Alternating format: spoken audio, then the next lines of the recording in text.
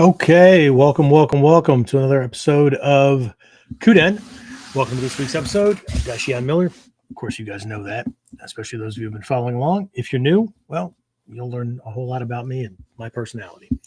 Anyway, tonight's topic is one that I've wrestled with quite a bit as both a teacher and as a lifelong student of this art.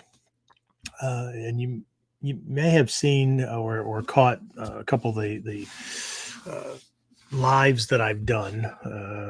I did one last night, and I did one this morning. And I apologize for the confusion that a lot of people had. That they thought that somehow I had shifted the time slot or whatever for KUDEN. I did not. I just decided that there were some things, major and minor topics that needed some discussing. And I may do more of these things moving forward, but those things aren't taking the place of KUDEN or anything like that. Right. You may also have seen the title, right? The path few walk, and why most martial artists stay white belts forever. I know that sounds kind of presumptuous, right? But it actually points to something that Soke has said many times throughout my training career in different classes, referring typically to those who remain focused only in like the lower levels of training. And when I'm describing as the lower levels of training, kata and physical training and things like that. It's not that they're not learning these things and getting really, really good at them, but sometimes we have to stop and ask, how is that different from signing up for I don't know, at a Arthur Murray's or some other dance studio and learning to get really, really good at that kind of taijutsu, right? But we're not talking about that, right? What we're talking about is remaining in lower levels of training, regardless of how much rank they've received, regardless of the number behind whatever color, black belt, whatever, right? It also refers to those who jump around from art to art, right? Either they're chasing the next shiny thing, or they're trying to fill in perceived gaps. Like, for instance, a lot of folks will go seek out sword training because apparently we don't teach beginner sword training in the Bujinkan. And I don't know where that ever came from. Probably because they were training with people who missed those lessons or didn't get them or whatever. So it could be the next shiny thing, or they could be going after the newest thing that is being marketed as the best, right? But this isn't just about rank. It's not about style. It's not about techniques, right? It's about mindset. It's about identity. And it's about the truth that most never stay on the path long enough to see what lies beyond the techniques. Okay. So during this episode, I'm going to share why I've made the decision to stop teaching everyone, right? What that really means and how this path is still wide open. But as far as I'm concerned, or my students are concerned, or anyone who's considering training with me, it's wide open for those ready to walk it for real on all three levels, right? And we'll talk about this more as we go, but I need to make sure that my current students know that that I'm here for them, because when I put out things like this, what's really interesting, and I've seen this happen in Hatsumisa classes as well, those he's talking about or referring to will nod and smile and look around at everyone else like it's everybody else that's like screwing up. And it's the people that are actually doing the work and making progress, and they're on the right path.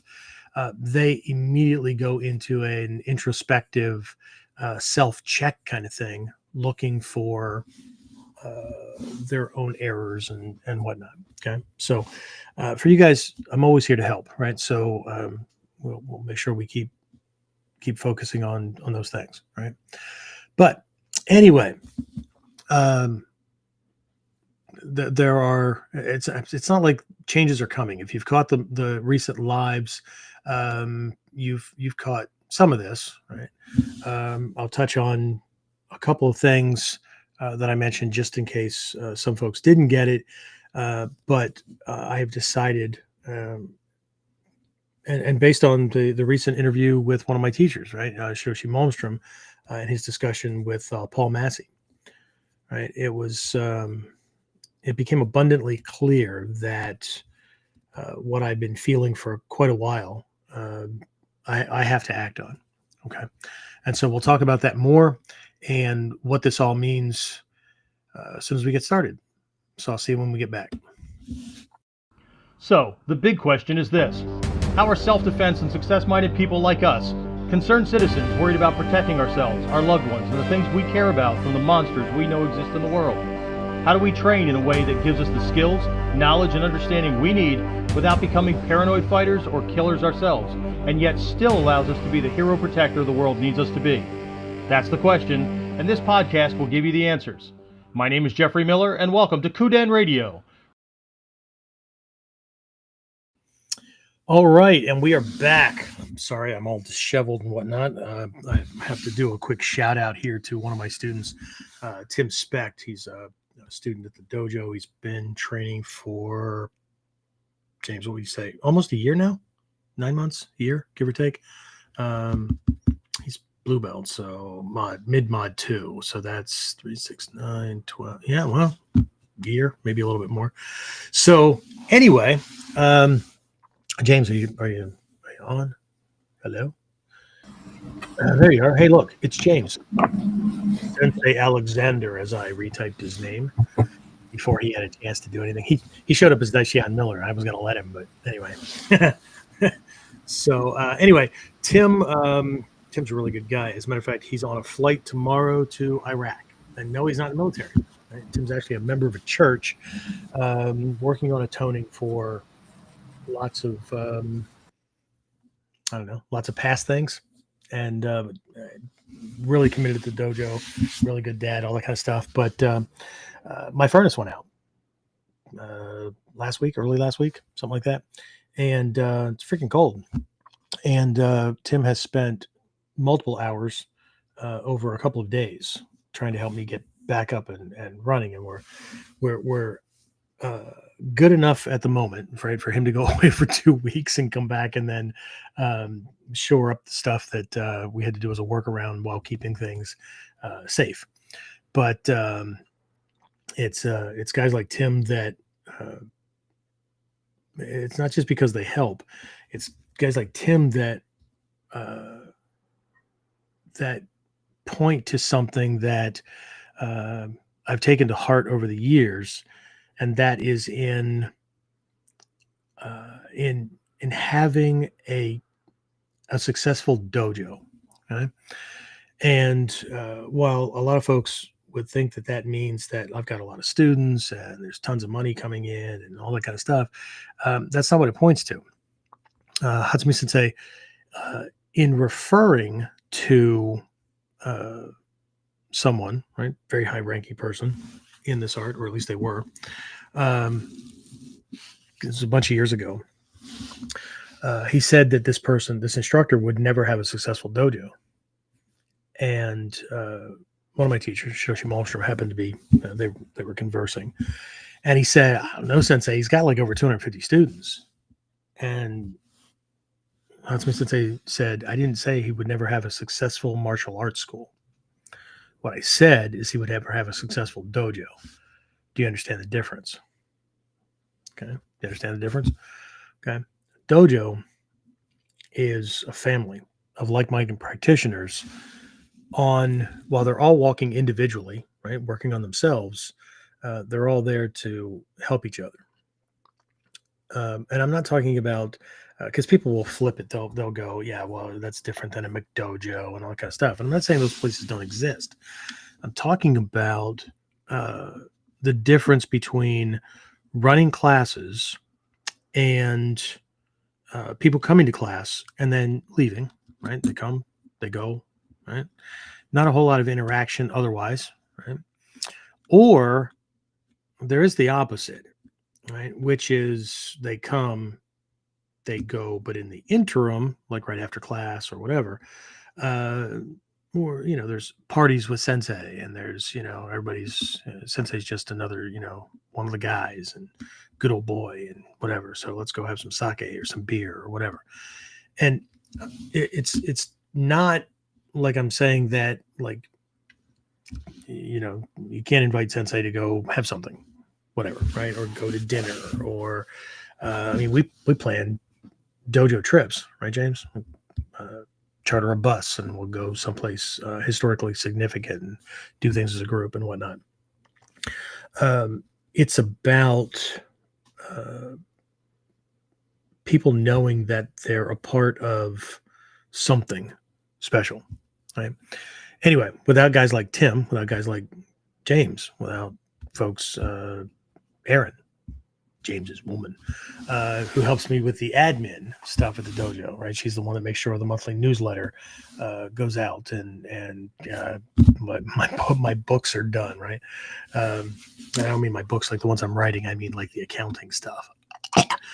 But if it wouldn't be for folks like that, I don't know. There were some storms that have come along that we may not be weathering as well. And so I'm actually wearing, I know it says Miller's Martial Arts, right? Wearing one of our older t-shirts as kind of a recognition to folks who have gone that route as well, that they weren't just a part of the dojo family. They actually stepped up to do more, right? So over the years, we've had a group of student volunteers at the academy that we called the SWAT group, right?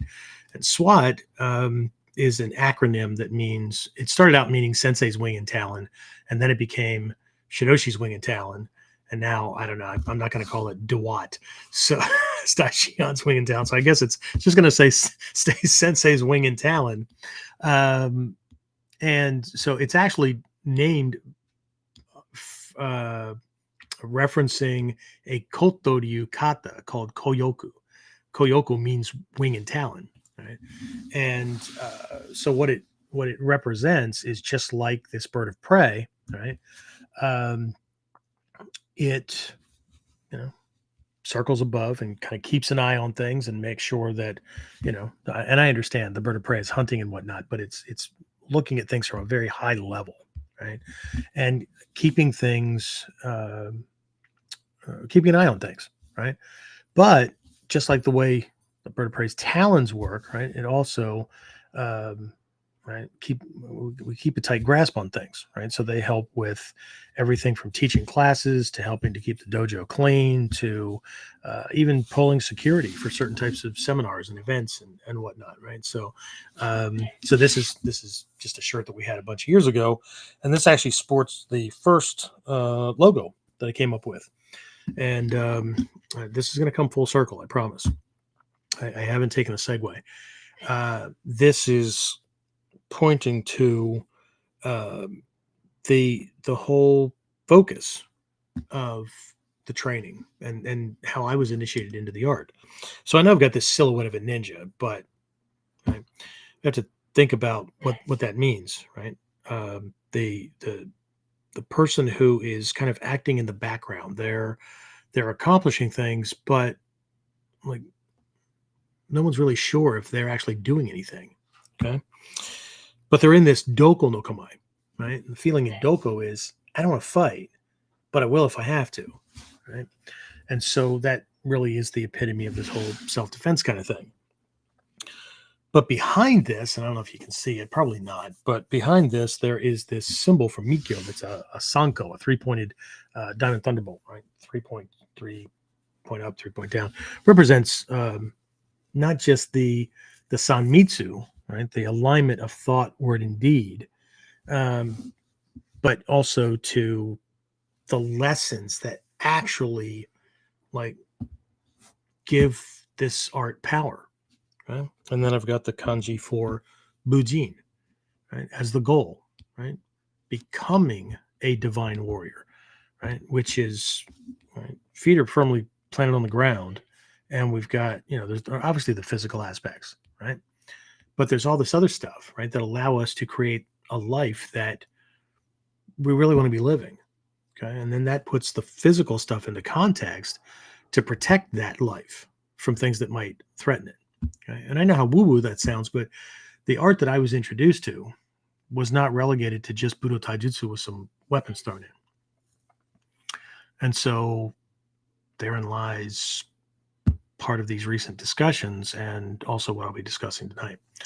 But before we get like all heavy and James drags us all down with like, all this stuff, we'll hop on and talk to some folks. I don't know if you guys can hear this, but my wife often has sneezing fits. Apparently it's genetic. There's this like nerve that runs down through the torso. And if she eats too much, and she's like skinny as a rail, James knows, she's really, really thin. And, but if she eats too much or she eats on the wrong day, right, she goes into like a 20-minute sneezing fit. And yeah, that's what's going on in the background. So I apologize if it sounds like there's some kind of weird tech glitch. Now James is shaking his head. So you can't hear it? Okay.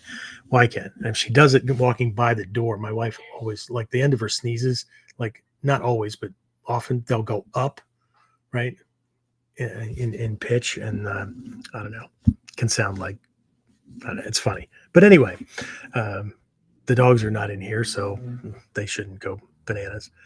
Anyway, all right. So who do we have? Who's on? Who's I saw somebody already jump off because I don't know, the fat bald old monkey must not be dancing enough for people. So talk about that again after we get back past the who's on? Who's here? So far we got Dave, Jared, Maui, and Greg from Australia have all checked in.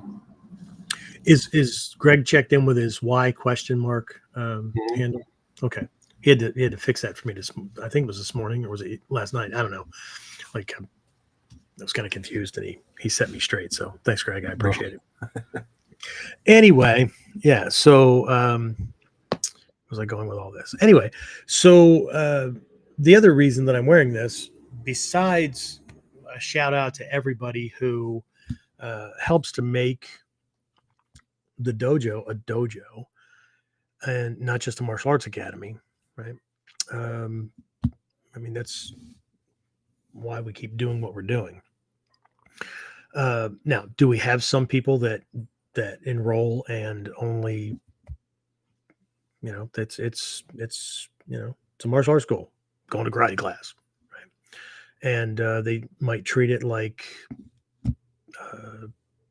I don't know, a replacement activity for some other activity that they got bored with, or they're doing this until the next thing starts or whatever. Yeah, of course.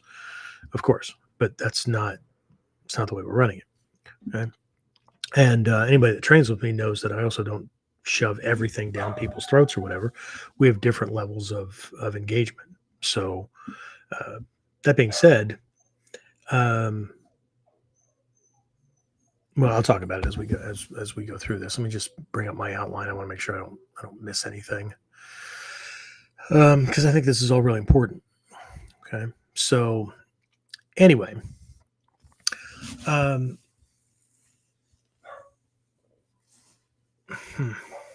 let's just start it this way, right? Over the past few decades, I've seen far too many martial artists, some with advanced rank, some feeling pretty special, and I get it, right? But I've seen them get stuck in a cycle. What I mean by that is they never really evolve, right? There's no transformation, right? They learn lots of techniques, they learn lots of skills, but as a person, as someone who can take the lessons and apply them outside of the dojo or outside of a fight, right, or outside of that context, they stop growing. A lot of them, well, I take that back, most of them, because I can look back at group photos that we used to take at seminars that I go to with my teacher or whatever. We'd have 80, 100, 120 people at this thing, right? And I can go through that and sometimes only count on one hand how many people are still training, right? And a lot of those people were upper rank when I was wearing a white belt, okay? But the short of it is that they quit. Or worse, yeah, there's a worse. They keep training, but the training never deepens, or their insight never deepens, right? And that's the gist of tonight's focus, right? So the core question that I want to explore is, why do so many martial artists stay white belts in mindset even after years of training, right? Especially in this art, when it's from Hatsumi Sensei's first book that came out in English. And if you can read Japanese or get some of the English language translations, it's in almost all of them, right? Well, we've got physical aspects to the training and to our personal development. There's intellectual or academic or knowledge-based things, right? That allow for growth and abilities outside the physical, right? And that not only make the physical techniques work better, but allow for the principles and concepts to be extended beyond that, right? And then there's that introspection, right? The inner experience, right? Of not just the training, but of oneself, of life, those kind of things, right? So, and you can look this stuff up. It's in Nijutsu History and Tradition. I may have a copy. I'm pretty sure I have a copy somewhere. All my books still aren't organized yet, but definitely have one or two copies at the dojo. It's one of the first books that came out. It was the first book that came out in English in the States. And, it's these three levels of training, right? These three aspects of training, three aspects of a ninja. So therefore, three aspects of training: the Miwo Shinobu, the body capable of enduring; the Kokoro no Shinobu, the mind capable of enduring; and Shiko Shinobu, right? The spirit, the perspective, the heart, right? So that's the question. Why do so many martial artists stay white belts? Sensei, what are you talking about? People get promoted. The rank is, that guy's a 10th dan. That guy's a Daishihan 2. That guy's a... It's not what I'm talking about, right? And I'll reference some things here that Hatsumi Sensei has actually said. As a matter of fact, I think I have something from Manaka. He would have been Manaka Shihan when I trained with him, because he was in the Bujinkan. Now Manaka Unsui Sensei, right? He heads up the Jinkan organization. Same stuff, different name, right? So let's just dive into this, right? So the first thing I want to take a look at is this, what I'm calling the trap of technical progress. And I'm actually not calling it. Different teachers have called it the same thing, maybe a slightly different wording or whatever. But what it really focuses around, and the gist of this this little section, I guess, right, is beginners get the dopamine from training, right? This dopamine rush, right? This euphoric, like, every lesson is like, wow, that's cool. Ooh, wow, I never thought about that. Oh, man, that's devastating. Yeah, okay. Masters, though, tend to live in silence. Okay. And when I say silence, I mean like silent frustration, silent. You don't usually even know that they're working on something. So what I mean by that is that and here's a contrast, right? And I was introduced to this idea a long time ago, and I'm so grateful for having the teachers that I did, uh, because of the way they approach the lessons. Or I don't know, maybe I was just listening and I was one of those idiots that, like, if Huntsman Sensei even hinted at something, I went and did it, right? But the way it was described and what I've been able to see over the years, and even recognize in my own training and growth, is that, like, in the early stages of training, right? Like, training is full of, like, big wins. And when I say big wins, I mean every lesson is this huge thing, right? Every new technique, every new skill, that kind of thing, right? And so that's cool, right? People are like, "Oh, next, right? What's next? Oh, that's cool. What's next?" Right? But a lot of big wins, right? New techniques, new belts, lots of praise, that kind of thing. But over time, those flashy wins tend to fade, right? Almost disappear unless you know what you're looking for. Okay. They're certainly not flashy anymore. They're certainly not feel good things anymore. And what ends up happening is, very often for some students, is they confuse that with a lack of progress. Okay. And the result is that they end up quitting.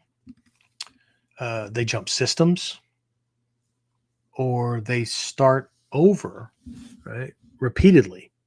They just start over again and again because they're chasing that beginner's rush, right? Training, if we're looking for the big wins, if we're looking for new techniques, new skills, something I haven't seen before, right? We're working on that one again. Yeah, but we're working on it from a different perspective, and we're working on it from this level. Okay. Remember, this art is very, very different from a lot where it is about the technique. Huntsman Sensei had said over and over again, it's in print. You can look it up, right? The kata are not the lesson in and of themselves. Okay. Learning the kata is not even the point of the lesson. The kata is a reflection of the principles and concepts in a certain form. And the kata only indicates a place where we're supposed to start, right? It's not the lesson. It's not the end all, be all of the lesson. And I'm not talking about even just learning it and then making variations off of it, okay? Because some things that people call henka, or variations of a given technique, are not. It's not that they don't work. It's not that they're not something. But to be a henka, to be a true variation of a technique, to be able to have the same name that technique had, the same principles and concepts have to be employed, right? It's the same strategy, it's the same tactics for accomplishing something.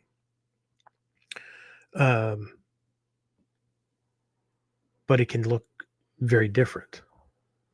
Okay. And again, people can get stuck, right? So, well, I'll give you an example of that. Let's say we're working on the Ichimonji no kata. Okay. A lot of folks, right? How many times do we have to do Ichimonji no kata? Well, I don't know. Let's just do a bunch of variations. Okay. So we do variations, but what's the point of it, right? What is Ichimonji no kata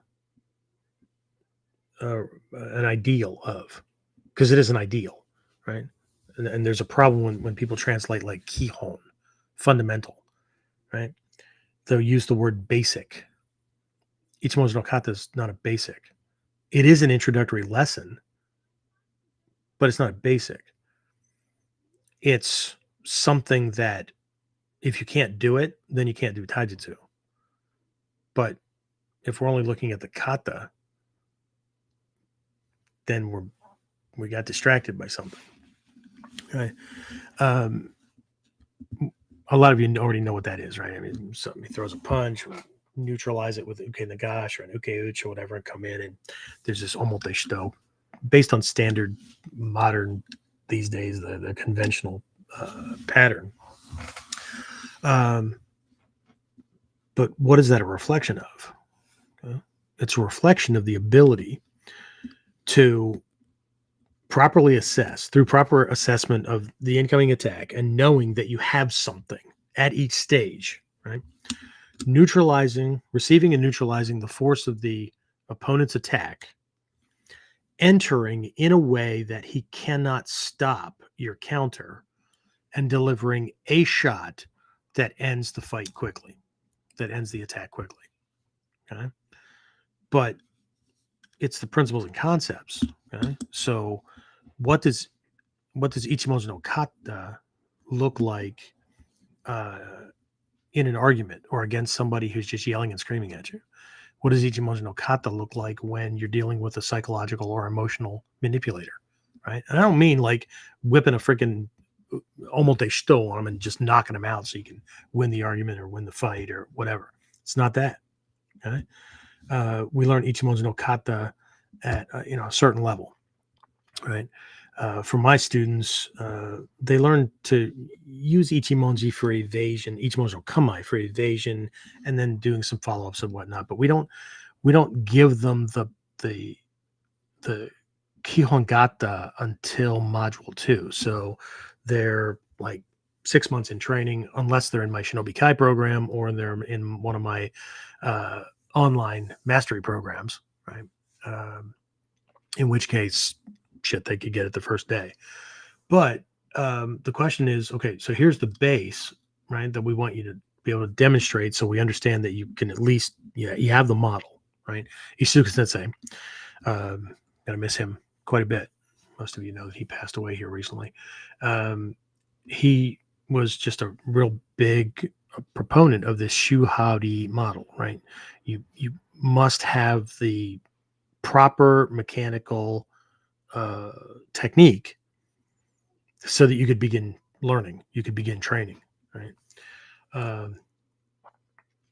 But if they get that at mod 2, so they're like 6 months in training, right? What does that technique look like for somebody who's halfway to black belt? What does Ichimo's no kata look like for a 2nd degree black belt or an 8th degree black belt or a Dai Shihan, right? What does that look like? And still be right? Because it's not the same. Might be. It might look close, but what's being done to the opponent and the level of control that someone has, not in correctly doing the step-by-step moves, but the level of control they have over themselves, the attacker, not only the attacker's body, but the attacker. See that 3 aspects thing, right? Mi wo shinobu, kokoro shinobu, shigo wo shinobu. Everyone has 3 aspects to themselves: body and what that body's capable of in any given moment, a mind, what they understand, the knowledge they have, how clearly they're perceiving reality, what's going on around them, right? And their experience of the control they think they have, or whatever, over any given situation or experience that they're in, right? And so while we have 3 aspects that we're training so that we can use them, the more of those aspects that we can control in any given situation on an opponent, okay? We only focus on techniques, then we're only focusing on what we're doing to their body.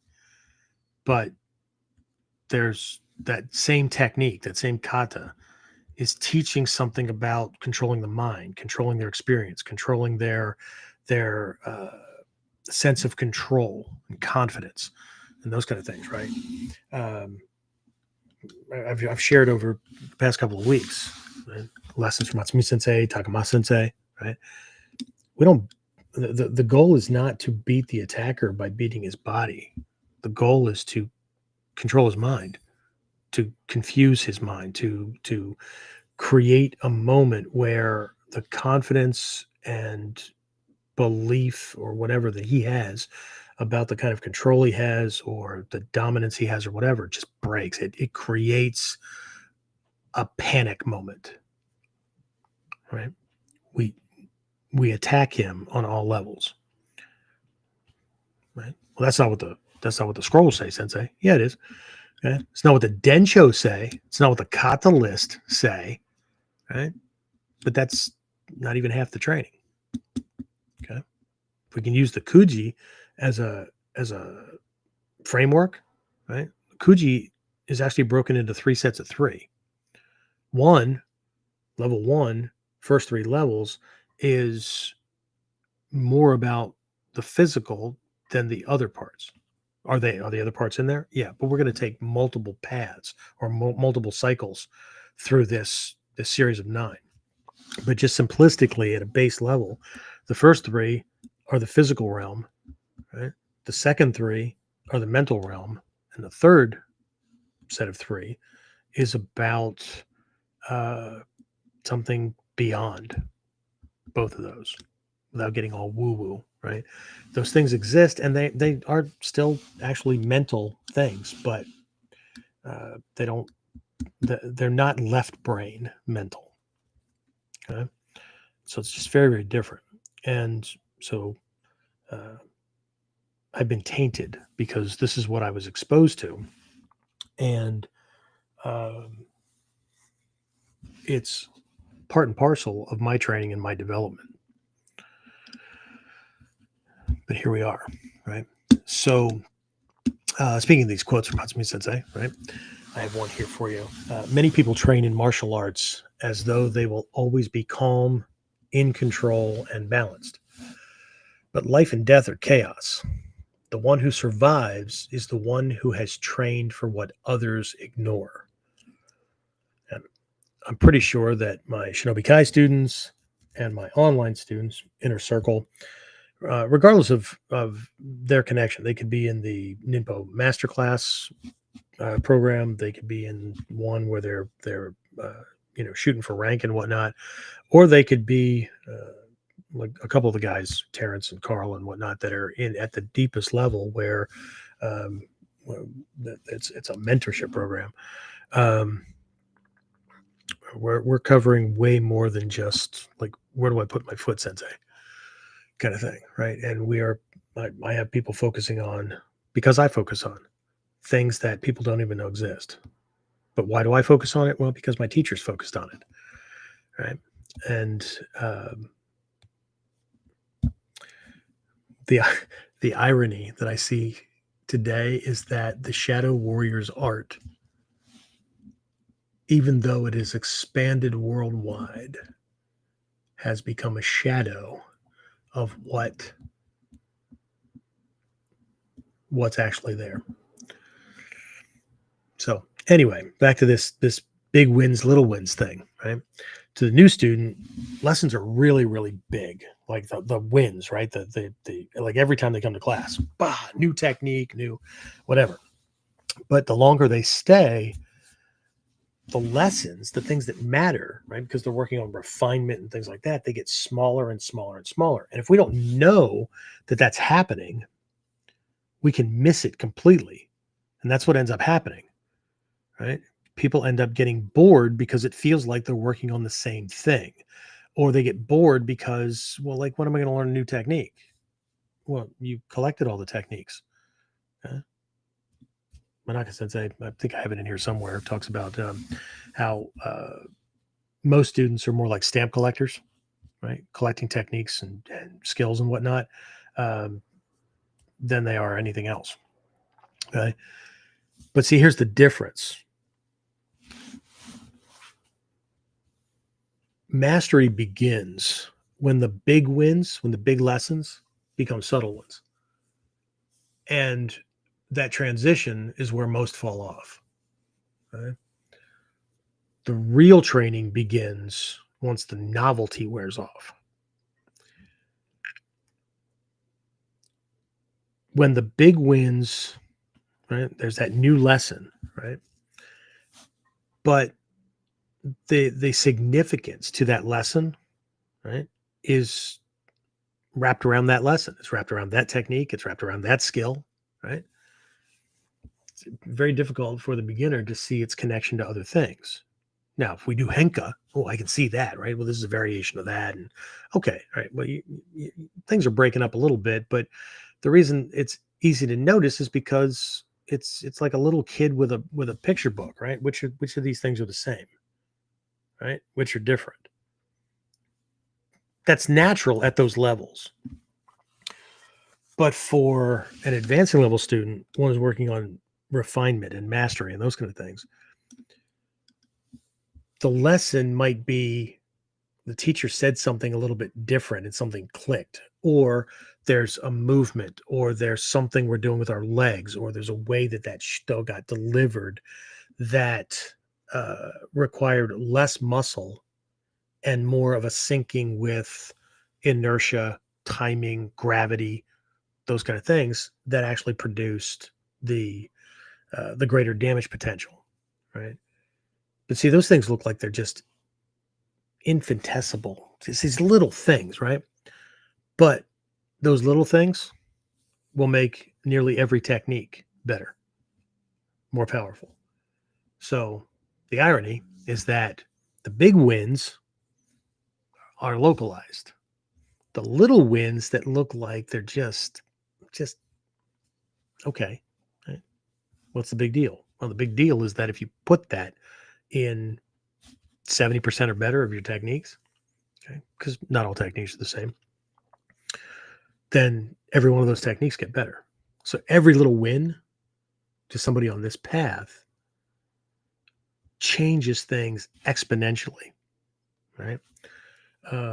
It's kind of like if we're, we've all seen in movies or cartoons or whatever, somebody's rolling a snowball and whatnot, right? And they're rolling this little thing, and it gets bigger and bigger and bigger.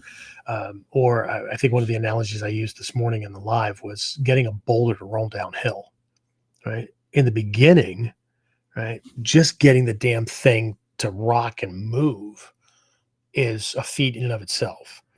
And then to get it to kind of roll over itself, right, is something, right? And we start to get some momentum going, but as the grade gets more steep and it is rolling more, pretty soon it just leaves your hands, right? You have to run to try to catch up to it, and the amount of power, right? So the initial stages, while everything looks big and everybody gets it, right? We're working, we're making progress and all that, right? At a certain point, you have to do less and less because everything just kind of ties together, right? And but if we're looking for big wins, then we're going to miss it completely, right? And that's where people jump. They jump ship, they quit, they get bored, or like I said, they jump from art to art or whatever, looking for things that supposedly fill in gaps in the training because, well, that's not in there. Right? I'm confused about the folks that feel they need to run off and do MMA and that kind of stuff. Now, if they've got a competitive itch to scratch, by all means, have at it. But the principles and concepts are different. Okay, so now we're adding something, and there could be conflicting principles and concepts. I'm not saying it's wrong. People can do whatever the hell they want, right? But somebody that goes to do that because they're looking to fill in a gap, like we don't do ground fighting. Interesting. All somebody has to do is look in Hatsumi Sensei's book, Stick Fighting, that he co-wrote with Quentin Chambers way back, right? It's Hanbo Jutsu, right? And then also short sticks, right? Edakopo stick, shobo, those kind of things. And all that stuff comes from the Kukishinden school, right? Kukishin school. By the way, it's spelled Kukishin in that book, not Kukishinden. Okay? Kukishinden is the Takamatsu Den branch of the Kukishin school. Anyway, I digress. I apologize. There's a whole section in there to restraints and pins and You're both on the ground. And so that's what I mean by the different, when I say the difference between learning techniques and having a white belt's perspective, in that, well, that's what I see, so that's what it is. Okay? As opposed to the depth and breadth that the training can take. Okay. Understanding that in the Shinden Fudoryu, um, why the break fall is what it is out of throws, right? Where you land at a bridge, you don't roll out of the throws. You could, if somebody's throwing you in a way that's pretty basic, but somebody that really has their shit together and you can't counter, because Shinden Fudoryu Jutaijutsu has multiple waza that teach you things, and there's a kata where you're defending, or you're escaping from a seonage, right? This shoulder over the back carry kind of throw, and there's 4 different points of potential for you to escape the throw. Okay. But if somebody's doing something like takiotoshi, or something that causes a spring and causes your body to come over, that's designed to cause you to come slamming down on your back or your head, right? You can't roll out of that. But the primary reason for that one break fall that I don't see very often, I don't see people doing it a lot, right? Where you land in a bridge, where your muscles of your shoulders are on the ground, your head's tucked so you don't smack your skull into the ground, and the flats of your feet are on the ground, but the rest of your torso arches up, right? Knot of your obi is up, got this big arch. The reason for that is you're being thrown with a sword in your belt, or anything on your belt, right? Listen up, cops, security people, even EMS workers and whatnot. If you're in construction and you've got a tool belt on, or whatever, right? Or you could be thrown on something. Not a good idea to land on that, because it'll crack your pelvic assembly. And then you're not going anywhere. Yeah, we'll see, if I landed like that, I would no, not if your pelvic assembly breaks. No, you won't. Okay. So if we don't understand the why, then it can look like we can pick and choose, or we can think that we have something before we actually do. Okay. So again, I'm going to reiterate this point for this to kind of round out this last part. Mastery begins when the big wins become subtle ones, when most people would get bored, right? When most people, that they're not seeing anything, right? They don't see growth. They don't see the point anymore. Okay. And here's something I learned both in Ninpo and in Mikyo. The closer we get to a breakthrough, the closer we get to a new level, right, that we're going to transcend to, the deeper the level of aggravation. Okay. And we might want to make like major changes. Okay. Because what we're doing doesn't seem to be producing the results we think we're looking for, or that we need, when it's not what we're doing, it's where our mind is and what we're focused on while we're doing that thing. Okay. So anyway, but again, master begins when the big wins become subtle ones. And again, that transition is where most fall off. For those hopping around, talk about this again as we move through that myth of rank. I want to talk about that next. Is another of one of those moments where people remain, again, Manaka Sensei said this, Hatsumi Sensei said it, all kinds of teachers, they stay in a cycle of being perpetual white belts. Right? Anyway, we'll talk about that here. So when we come back to this, I want to take a look at this idea of the myth that rank equals mastery, right? Anyway, let me flip my screen here.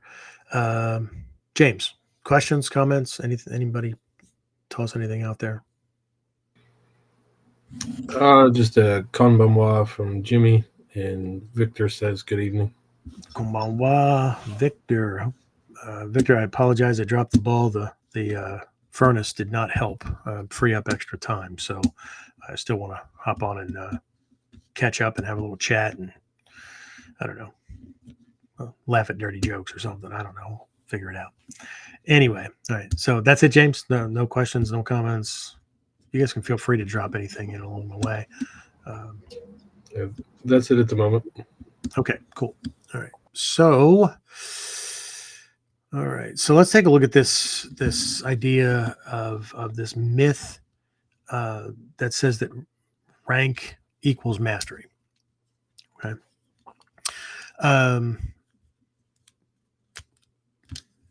Bell color doesn't reflect mindset. Bell color doesn't reflect understanding, from what I can see. But it should hint at it. Right? But martial artists tend to be very, very physically oriented. Okay, not real high in the whole feelings department, unless you count, anger and warm fuzzy feeling when they find out that like they're better than most of the people in the room or everybody in the room. Conceptualization, really high in that direction. Judgment, really high in that direction. Mindfulness and consciousness, kind of, right? Yeah. Mindfulness is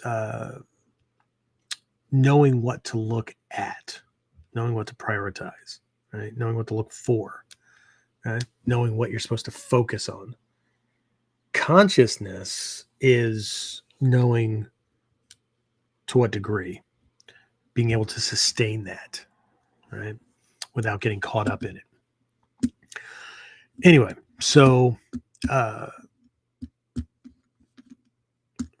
let's see. I've got this little note I made to myself. Oh, yeah. So my note here is just being in different classes with Hazumi Sensei or with even Manaka Sensei. As a matter of fact, you know what? One just jumped into my head that I didn't even write down. First time I was training with Shrey Sensei, it was actually at a seminar. Or at a class he was officially not supposed to be teaching. But anyway, so he was making this reference. We were doing this technique, and there was a strike that occurred to the sternum. And he's talking about how sensitive it is and whatnot. And he did this little segue thing. It was really sneaky, right? If you know him, you know why. He said in Japan, right? Kotsu, right? Kotsu, bone, right? But Kotsu also points to like the sternum, right? In a certain reference. Okay? So Kotsu, everybody should know that Koppo, right? Koppo Jutsu, right? Bone method, right? Kotsu is bone, right? But the sternum is also called Kotsu, not always, but sometimes called Kotsu because it's known as the big ego bone, because the word for ego is also Kotsu, right? It's known as the big ego bone because when somebody has a big ego, walk around with this thing projecting out, right? Got that chin high, got that sternum projecting, right? And he's smiling. So be careful, just you see somebody, big ego bone, right? And then just without batting an eye, he just blends it right into many people here have big ego bones. I think so, yes. And there were people that were doing exactly what I said earlier. I don't even think they recognized that they were doing it, right? Just kind of, he said it because were people standing around with this high rank, right? That looked like they had, stonewashed or beaten their belts. Those ones that do that to make it look like they're a master, but they're like, 21 or whatever, right? But there were some people standing around and had these belts, and they were standing, fingers tucked in the belts, and looking around at everybody while Sensei's teaching, right? Like, of course, they already got it, right? And that's why he made that remark, right? Oh, I think many people here have big ego bone as well, right? And these people didn't even change. Well, they're just going on with the lesson. And I saw this, and and I caught Sensei looking at me, and I must have had this look on my face that was like, some people are not even paying attention, right? And he just kind of looks over, and there was this little wink, and that was the beginning of a beautiful relationship. So much so that I felt the need to learn the Japanese equivalent to brown nose, right? If you're at least in States here, right? Everybody knows what brown nose is, right? And the gesture for brown nose, right? You make this little thing and you do this kind of. Everybody knows what it means, right? Well, where'd that come from? Well, it means that somebody's like so close up against the person they're trying to impress that person stops, right? Their nose is going to go up this guy's butthole, right? So brown nose, right? Well, in Japan, that means nothing. I mean, people that have lived in the States, maybe they picked it up or whatever, but in Japanese culture and context, that doesn't mean anything because it doesn't mean anything, right? But the term gomosuri, right? Rice grinder, that's the equivalent, okay? So that gesture looks like this. You got mortar or pestle, and you do this. It means the same thing. So sometimes when Sensei has been stuck in little moments with people that are pulling either the big ego bone thing and they're doing the whole bragging bravado, or they're just playing that role, right? And he'll glance over and he'll see me doing this. It takes everything he has to not laugh. Right? So anyway, be cautious that you're not projecting a big ego bone. So, but there's been other experiences in class where Hatsumi Sensei and Manaka, right, call out high-ranking students for moving or thinking like white belts. Right? Their message wasn't cruel, right? It was a lesson in humility or a recalibration. It's a wake-up call. Okay. But sometimes it hasn't been so nice. Most people are used to Sensei, making little jokes or, oh, good, whatever, right? But there's a difference between technical repetition, right, and integrated understanding. Okay. Let's go back to the Ichimonji no Kata, right? My teacher has stopped me mid-movement. Person throws a punch, I shift into Seigan or whatever, and he'll stop and he'll go, why is that rear hand right there? I remember the first time it happened. And my brain was formulating this thing, and he looked at me and he said, and if you say because that's where it's supposed to be in Seigan, I'm going to punch you myself. I know, how mean, right? And so I said, well, where's it supposed to be? He said, right there. Okay. He goes, but why is it there? Here's what I'm getting to. If you don't know why it's there, other than, well, that's the style, that's the official thing or whatever, then you don't know how it's supposed to be used. You don't know all the ways that it can be used. Right? You don't know if it could have been used before it finally got into that position. Right? Why is it there? Right? Any given move in any given technique, why is it there?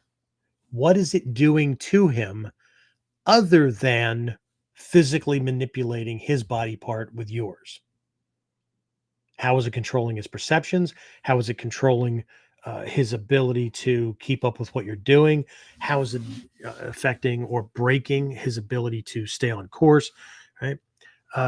What is it doing to his core? What is it doing with his sense of control or confidence? Or that's a whole different series of questions. And it leads to a completely different place for why we do any given technique.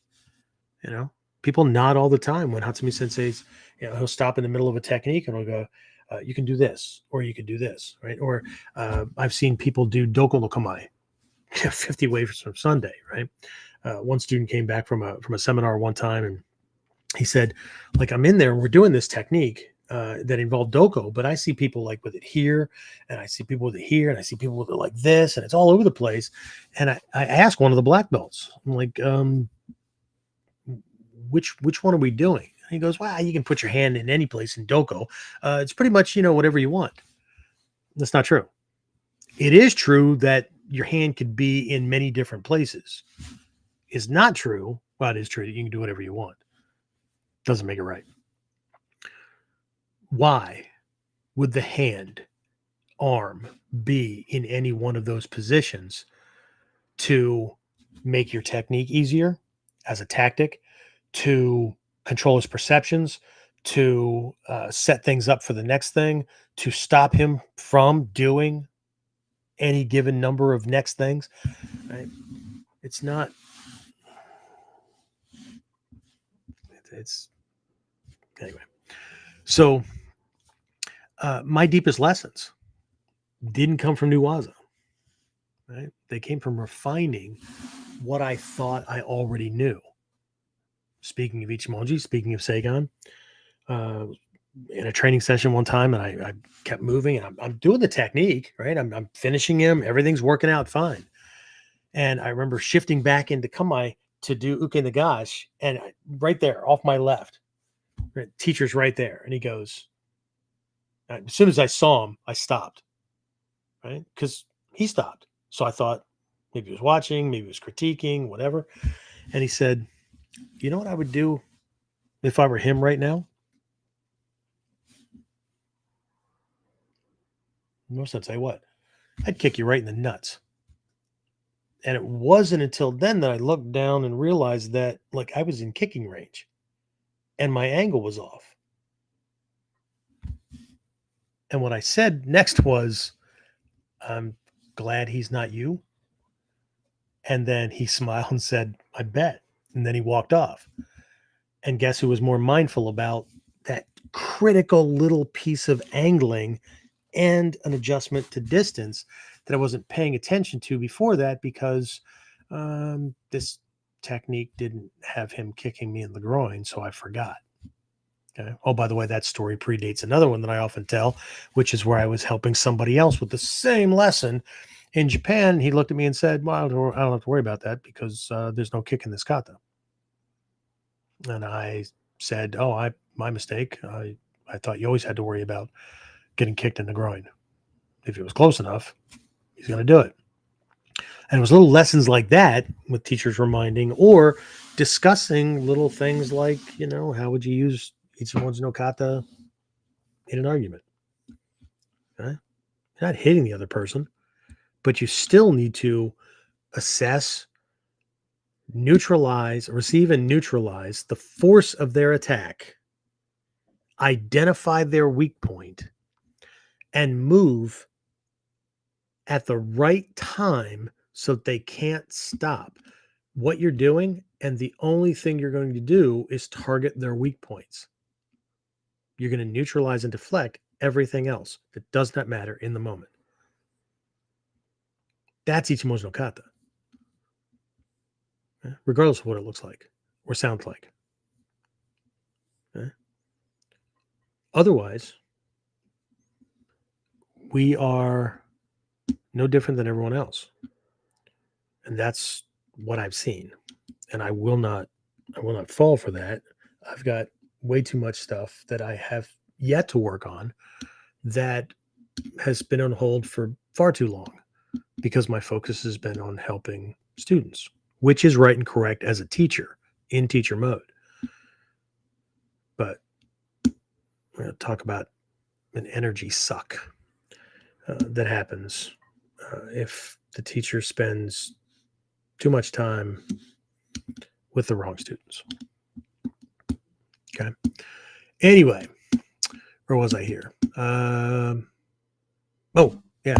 I remember one time in class, Hatsumi Sensei looking at somebody, right? And saying, I don't care about the belt. What I care about is your taijutsu. And your taijutsu tells me your heart. And there's been other lessons that we've gotten where understanding that learning kamae is a science in and of itself. To learn kamae, to study kamae, is to study body language. And to study that is a part of understanding how to read someone's intentions, someone's heart, someone's karma, right? The way they live normally. Okay? And I'm not talking about the kamae that they put up in the dojo. Okay? Often that's a big enough clue, but it's how the kamae and the taijutsu changes when they put on their regular clothes and walk out in the world. Okay? It's not the same. So, and I think I mentioned this earlier before, but one of the quotes I have from Manaka Sensei is that some people collect rank like stamps, but stamps don't teach you to move. Yeah? Some people collect ranks like stamps, but stamps don't teach you to move. It's kind of different, huh?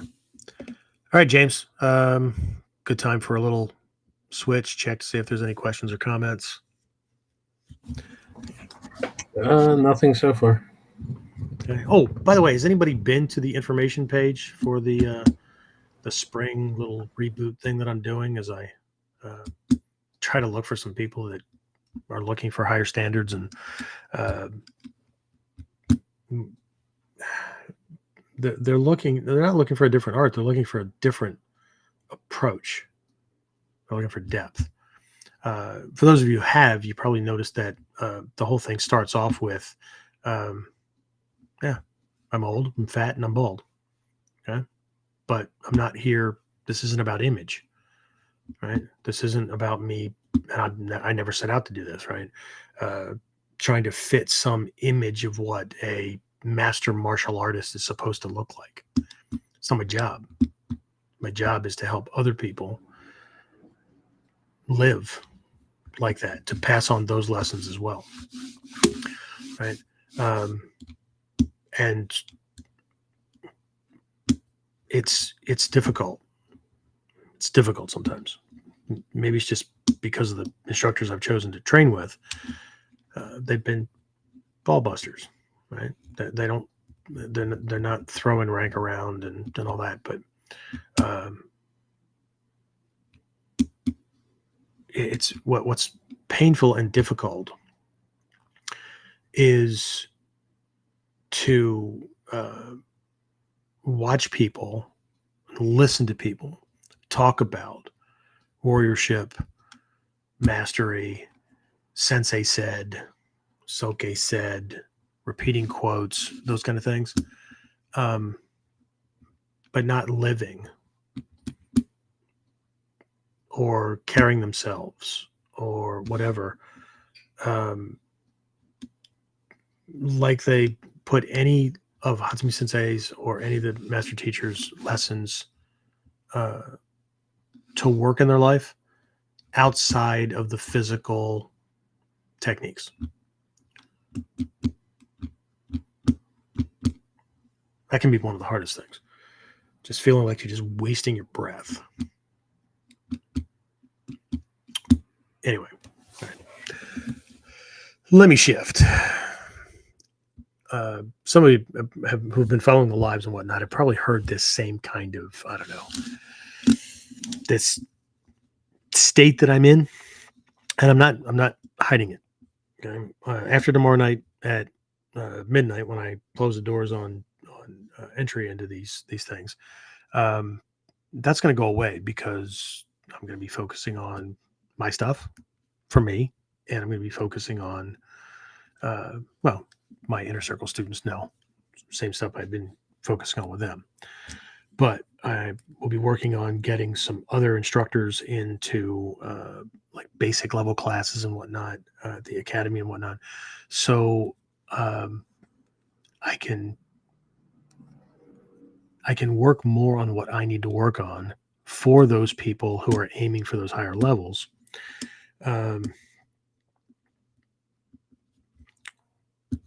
And make sure that my own progress, while I feel like it's stifled, I can work on things that won't that are either not crippled or that have gotten rusty or whatever, because I keep teaching the same techniques, same skills, same lessons, giving the same corrections, often to the same people, because I don't practice. They confuse dojo time with practice time. You don't go to the dojo to practice. You go to the dojo to learn new things. I know you're practicing techniques, but there's a difference between practicing a technique that you know, like I know this, and practicing it like each time you do it is the first time you've ever done it, because that's the time that your mind is the most awake. And you're hoping and praying that the teacher points out a problem, because otherwise you're paying somebody to tell you how great you are. When I go to Japan, I come home with notebooks full of notes, and they're just, if I'm learning a new kata or whatever, then that's in there, description, right, where it came from, da-da-da. But most of them are just these little one-liners, right? Be sure to pay attention to, right? Watch out for, whatever. Just these little one-liners, and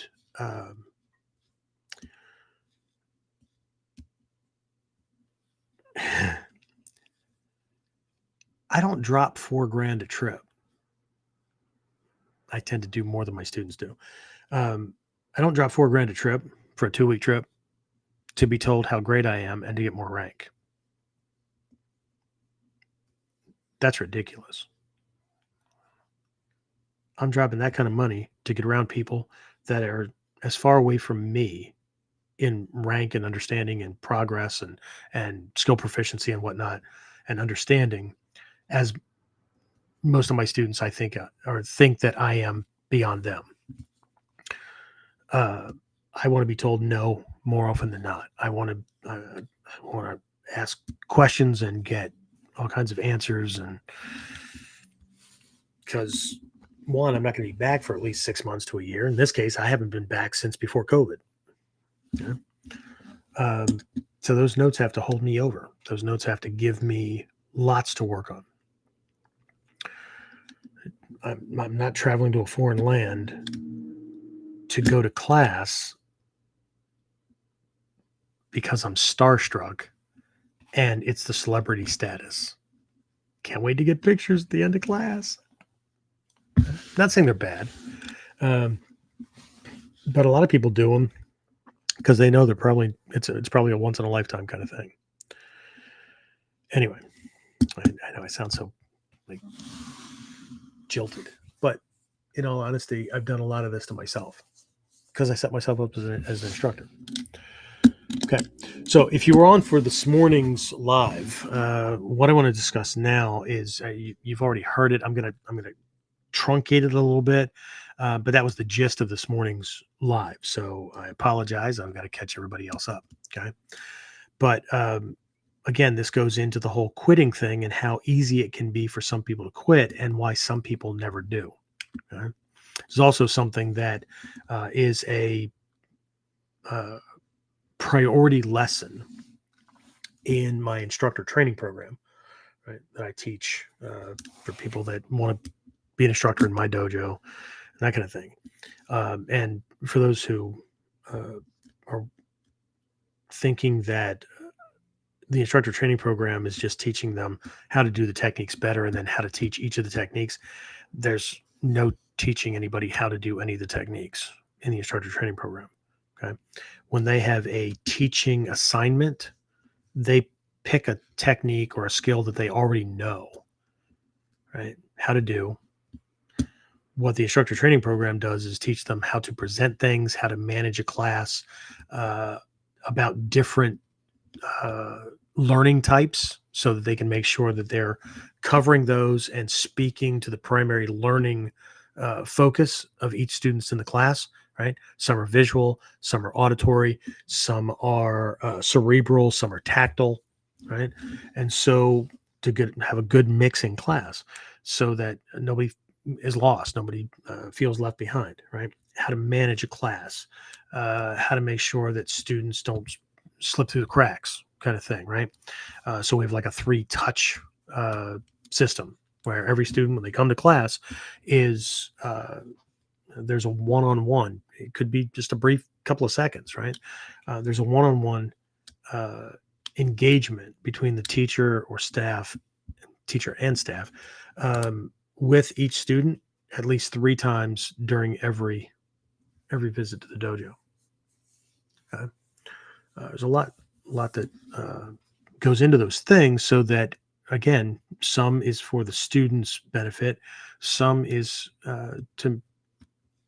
to create that difference between a dojo and a martial arts school, or just a group of people that get together and train sometimes. Okay. But one of the things that I go into, and the lesson is going to be much deeper than I'm covering now. So if you have the link to the live that I did this morning, there's much more to this that I covered. But what I want to talk about now is 3 student mindsets, and that this isn't just where I'm talking to people who are group leaders or instructors, right? We need to find where we are in there. Okay. So from an instructor standpoint, though, an instructor's real job isn't just to teach techniques. It's to help students evolve in mindset, okay, in the way they relate to the training, to the lessons, okay, and get to a level where this really is about integration, transformation, and power, right? The ability to work one's will without action, which is right out of the scrolls. It's one of the higher level goal things that are there, right?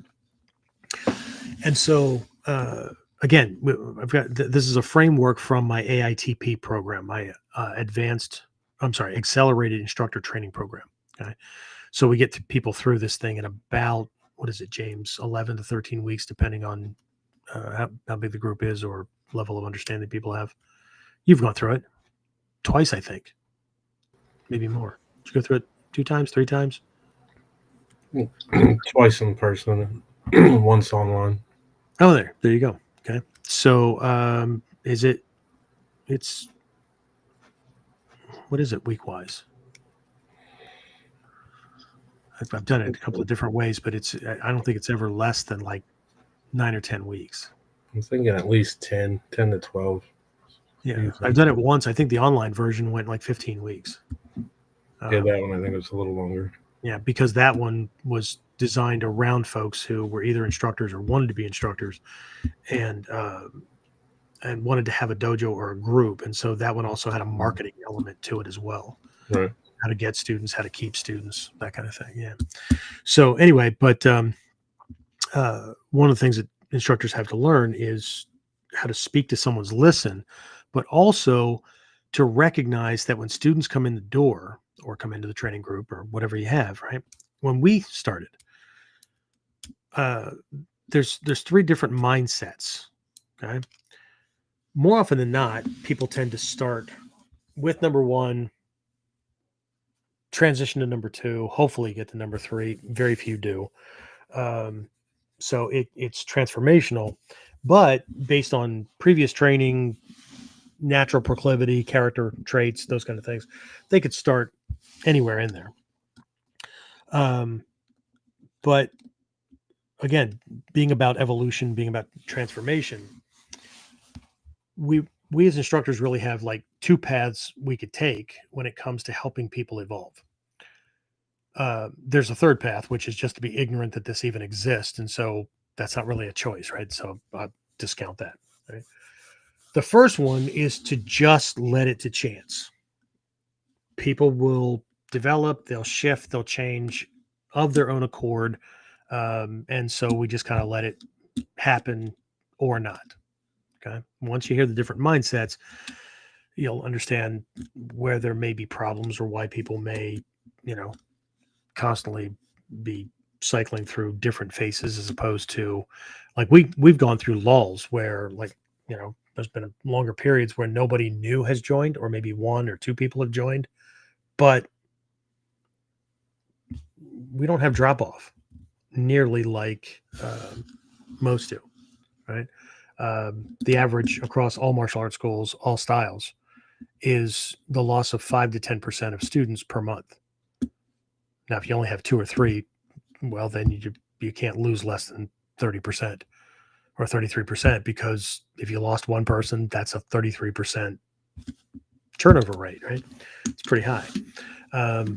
But ours is pretty low because of the approach, not just come to class, learn techniques, go home. Okay. So, like I said, the first approach is to leave it to chance. The second approach is to know what these things are, know what they look like, and how to teach in a way that nurtures someone, or that gives them things that will speed up the process to transition to a new mindset. Okay. Without saying, you're here, you need to be here. And that doesn't work that way. Okay. And it's not about laying it out like this, because I could lay it out like this and it's still not going to change anybody, right? It's just another piece of interesting information. Okay. But by saying things a certain way, like, okay, so here's the technique you're working on. Okay. So the importance of getting this, right, is that, well, let me show you, right? Here's how a master would do this. Okay. And then do some variation or whatever that is like 2 or 3 steps ahead, okay, or more, right?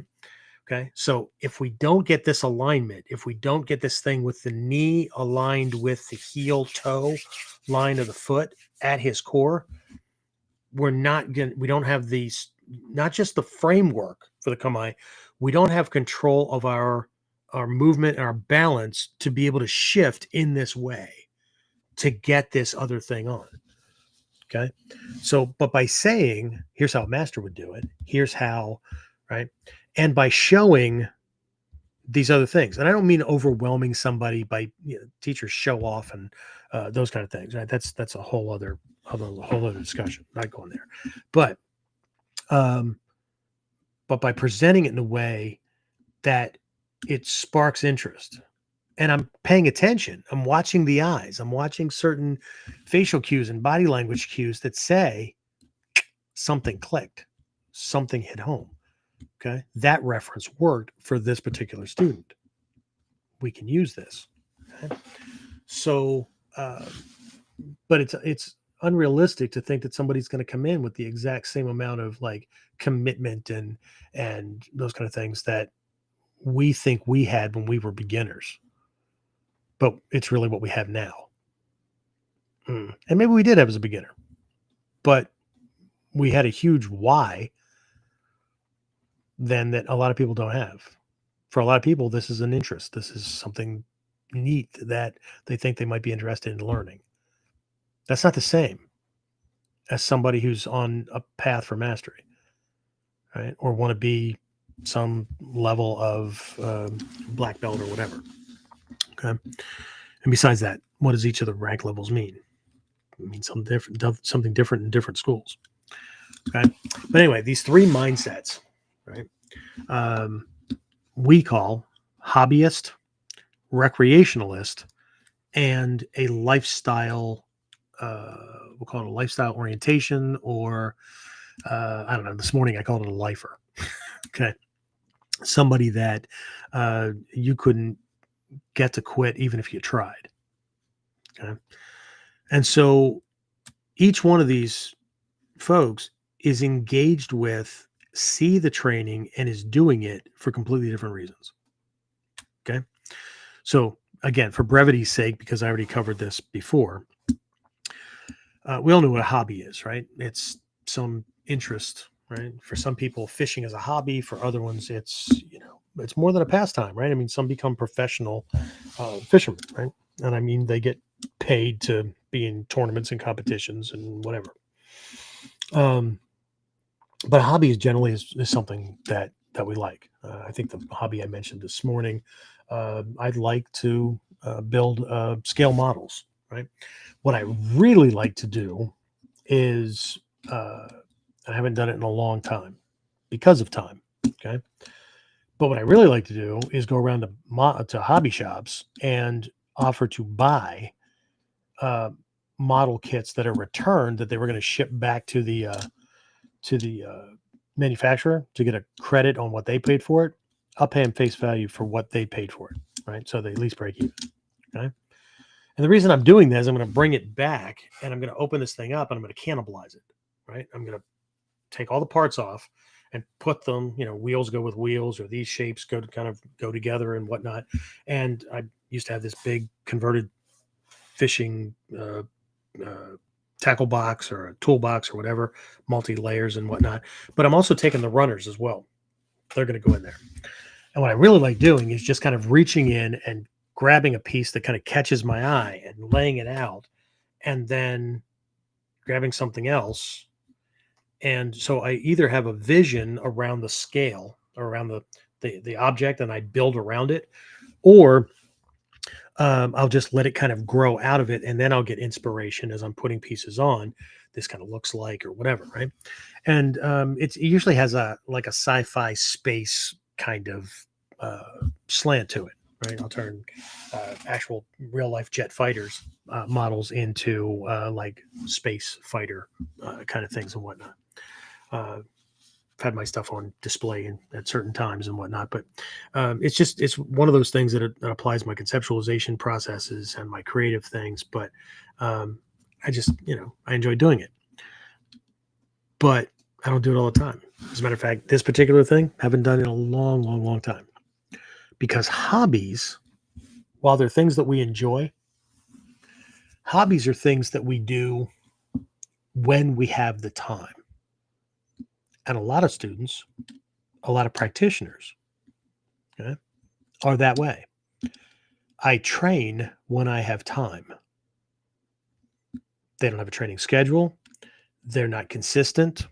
One of the biggest things Hatsumi Sensei says to people when they question something that I didn't do that. I have to do that now. But it's late, but it's raining, but Hatsumi says I'll look people dead in the eye. Okay? He probably even still does it from his wheelchair. Look him dead in the eye and say, that's the difference between you and I. Consistency. Okay. So when somebody's here, right, they're easily manipulated and swayed by the storm that's raging. Okay. Time, finances, relationship. They're in a brand new one. Oh, Christ, that's a recipe for disaster. They're not coming to class for a while, especially if it's going really, really well, right? There's all kinds of things, okay? Because it's something that they're interested in, but they'll do it when they have time. In our case, for them, martial arts is more of an activity of convenience. Like, I'm interested in learning it and I want to learn, but only when I have time, only when I'm motivated, only when I feel it, kind of thing, right? And only the stuff that I like, only the stuff that catches my eye. Okay. So at this level, it's easy to quit. It's easy to forget. Okay. Because again, there's no consistency. Contrast that with a recreationalist, right? Think about a recreation. This is an activity that we enjoy doing, or we think we need to do, or it's important or whatever, right? And it's so important that we make the time to do it. We schedule other things around it. All right. Hey, dude, can you help me move on Wednesday? Can't, dude. Wednesday's my class time. Dude, come on, man. I'll do this for. Okay, look, if you're in a pinch or if you can't find anybody else, I'll help. Okay. And then if you do, right, then okay, right. I didn't do it on Wednesday. I'm gonna have to do it on Thursday. Thursday's not my normal day, and we have students that call the academy, right? Since I ill kid had a death in the family, working overtime, whatever. I can't make it in tonight, so I normally do. Well, let's use today, right? I usually do Monday and Thursday for my classes. I can't make it tonight, so I'm planning on making up tonight's class on Wednesday.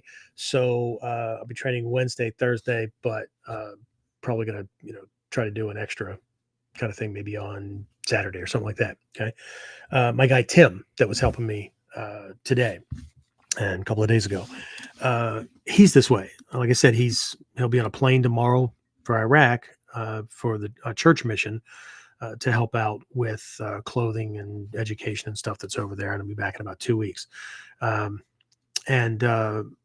So we just had this conversation the other day, right? He said, that's why I've been coming to class and trying to get in an extra third class per week because I knew this trip was coming up. And while I'll be practicing while I'm gone, I wanted to make sure my class attendance kept me on testing schedule. And I wanted to make sure that, I was hitting things, right? So, it's like that, right? It's very different. Okay. So where a hobbyist trains or does whatever the hobby is, right? When they have time, a recreationalist in their head, right? I make time to train. They have a schedule, right? And they try to stick with that schedule because they're looking for more than just doing an activity that they enjoy. They're looking for results and benefits out of it, other than a feel-good kind of thing, right? So these folks are more consistent. They're more structured, right? But they're still vulnerable to setback or burnout, right? I've had people, it's just, I'm gonna train like 4 or 5 days a week, and they'll do that, and then they quit it like our second level after white belt, right? Our yellow black belt. They just freaking burn out. Okay. I've had people make it all the way to black belt and they were doing a lot. They were even helping with teaching and whatnot. And then, need to take some time off, work, right? I'm not even going to go into, I mentioned that earlier. I'm not even going to go into like people lie, right? People will tell you the real reason they're taking time off, right? And so there's that, right? But these folks are still susceptible, right? So why do people not get past certain levels, beginner levels, whatever? See, it's not all just haphazard or the way they're relating to the art. It's also the way they are relating to the connection between themselves, the art, and what they're looking to get out of it. Okay. What it's doing for them, what they want it to do for them. Okay. Which is one of the very first questions I ask when somebody calls and asks about training. I don't care if it's a parent asking about the kid or if it's an adult asking about themselves. One of the questions I ask is, what is it that you're looking to get out of a martial arts program? If it's a parent, what is it that you're looking for your child to get out of a martial arts program?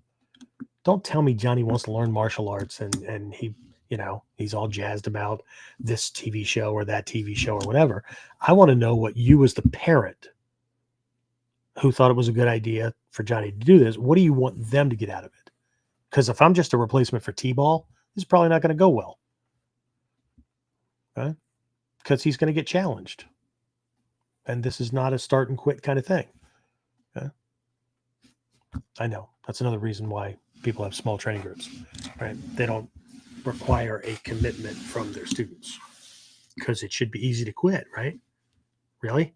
Somebody that's been serious about things like us and trained come hell or high water for how long? And then we're just going to set things up in a way that the student doesn't have to have any commitment. Well, that's an old way of thinking. That's not the way we do things today. Yeah. And look what we have today. Fantastic. Good plan. Right?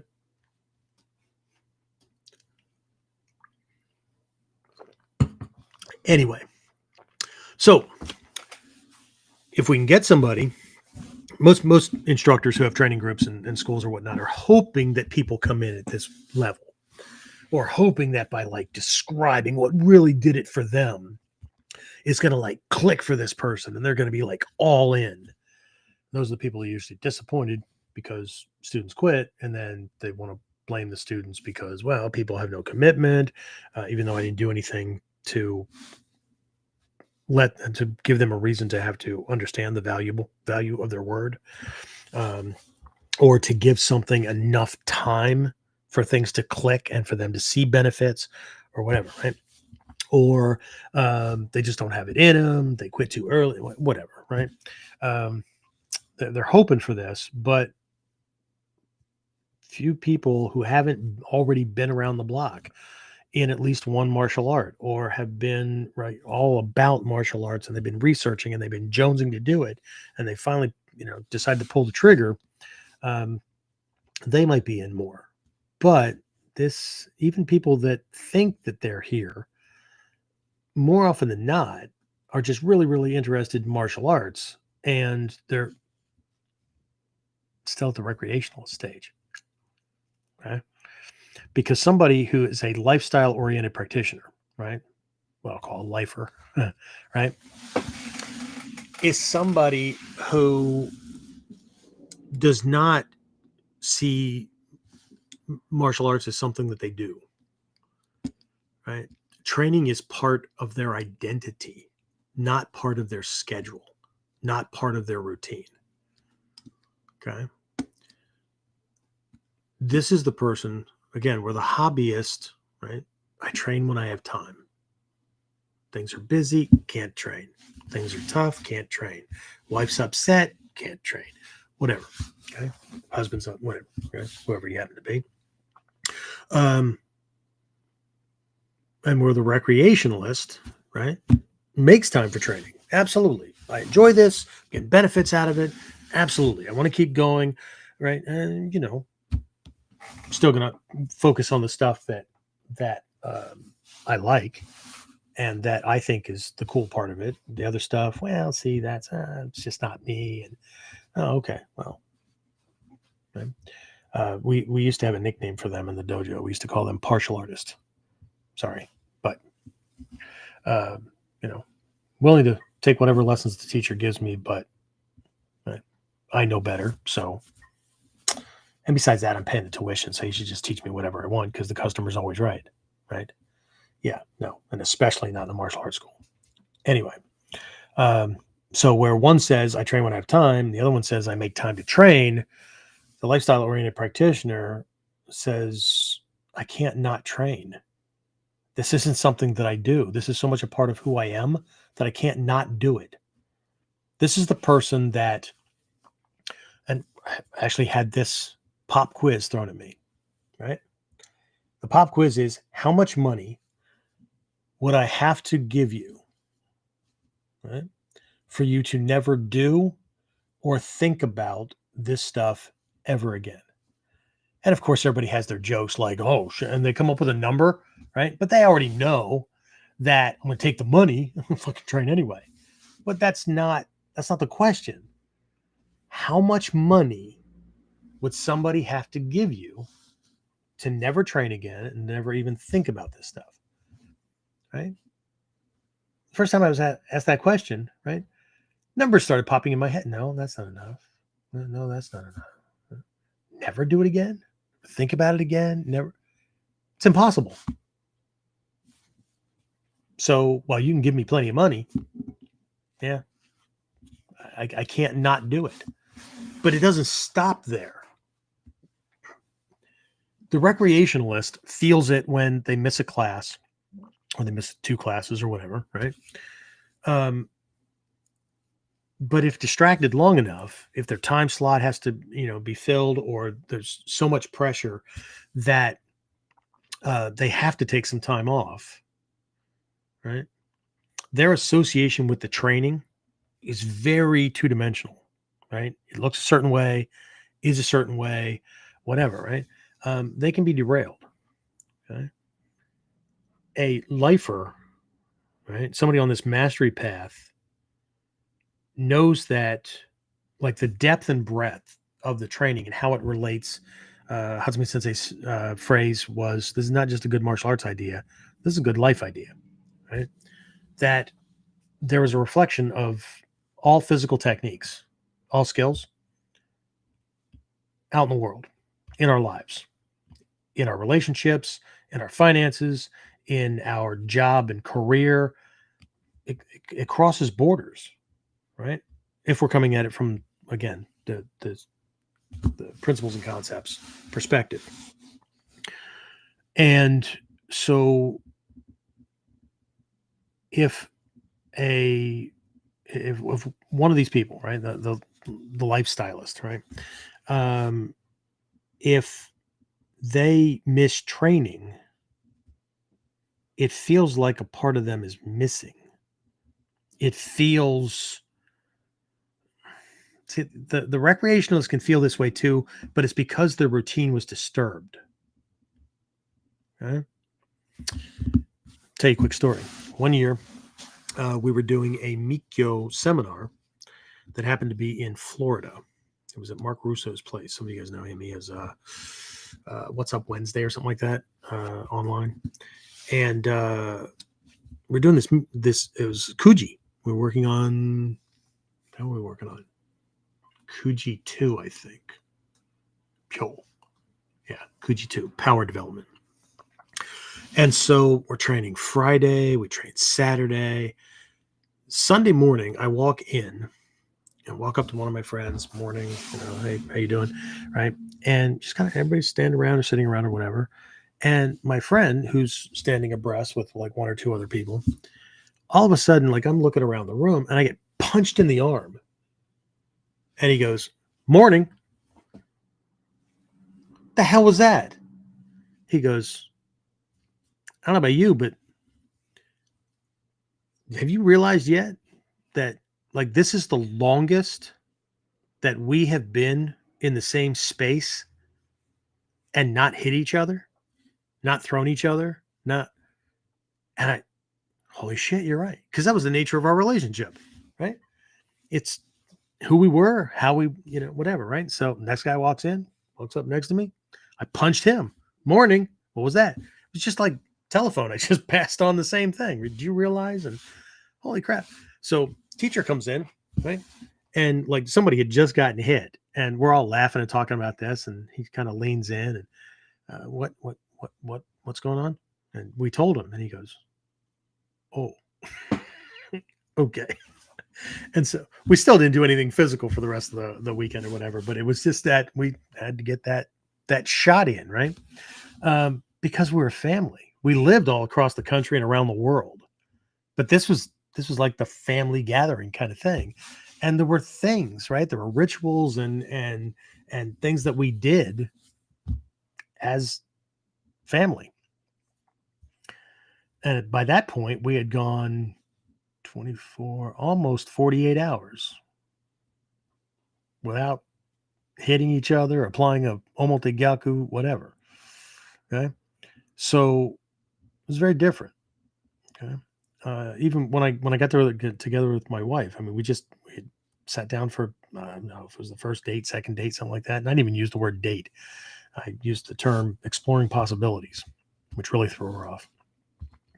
But we got talking about, these things and what do you do and whatever. And I have this martial arts. "Oh, so you do martial arts?" No, I don't do martial arts. Right? I'm a martial arts practitioner. It's a part of my life. I'm focused on, these things. And it's how I orient myself to everything from self-defense to understanding my world and different people types and, my spirituality and stuff. And she didn't understand the difference. She does now, right? Because the concept of quitting, right? It doesn't even come up unless I'm teaching something like this. Right? For somebody at this level, there is no quitting. There is no taking time off. It doesn't matter that the situations change. We all have things, right? There's no best time. There's no perfect time. There's always stress. There's always something going on in life. whether it's finances, relationship, whatever. Right? I broke my back a couple of years back. Right? Training didn't stop. Training changed. Training adapted to the conditions. It didn't get put on hold. It didn't take a back seat. It didn't go away. It, like we are supposed to be living to as ninja, right? One of our key attributes that we're supposed to be developing is adaptability. Fantastic. What better way to practice adaptability than to adapt the training? When I broke my back, couldn't even use my legs. My legs barely functioned. I could not get up, sit down, couldn't move without major support. The legs, and it was because of where the break was at the base of my spine. I broke off a transverse process right above the pelvic bone. Those muscles would not engage to move the legs because they were anchored to something that wasn't connected. Okay? But training didn't stop. Training shifted into meditation. Training shifted into pain management. Training shifted into being more aware of muscles and how they move and sensitivity. I had a bunch of years ago, I ended up being in a really bad accident where I ended up with brain damage, right? They thought that the short-term memory faculties of my brain were irreparably damaged. And here, what I ended up getting was accident-induced ADD, right? Had no idea there was even something, right? So the mechanism in front of short-term memory got damaged to where information just flooded in. I couldn't maintain something for more than 15 to 30 seconds. Right. So training shifted. Okay. Could do lots of physical things, but the mental stuff that I had worked on and those skills I had to train different ways. Right. But it also adapts and shifts with age. I just mentioned injury, illness, those kind of things. Shrey Sensei, I was talking about him earlier, right? Almost died in a terrible accident in the factory that he worked in for decades, right? He was the VP of research and development. And one of those things was this lab where they worked on different chemical combinations of these metal powders that manufacturers use to powder coat and bake onto metal parts. And this stuff is very fine. Okay. And it takes nothing more than a spark to set it off, right? And this stuff is floating in the air, right? And there was a major explosion. Yep, ended up in the hospital and almost died. He was blind for quite a while, right? And he was down and out for a while. He actually considered doing himself in because he was responsible. He didn't start anything, but he was responsible for those people and that area and whatnot. Took it very seriously. And but at a certain point, once he was able to function more, right, at night when all the activity died down, right, lights were off, those kind of things. So he slept during the day, unless they were poking and prodding him.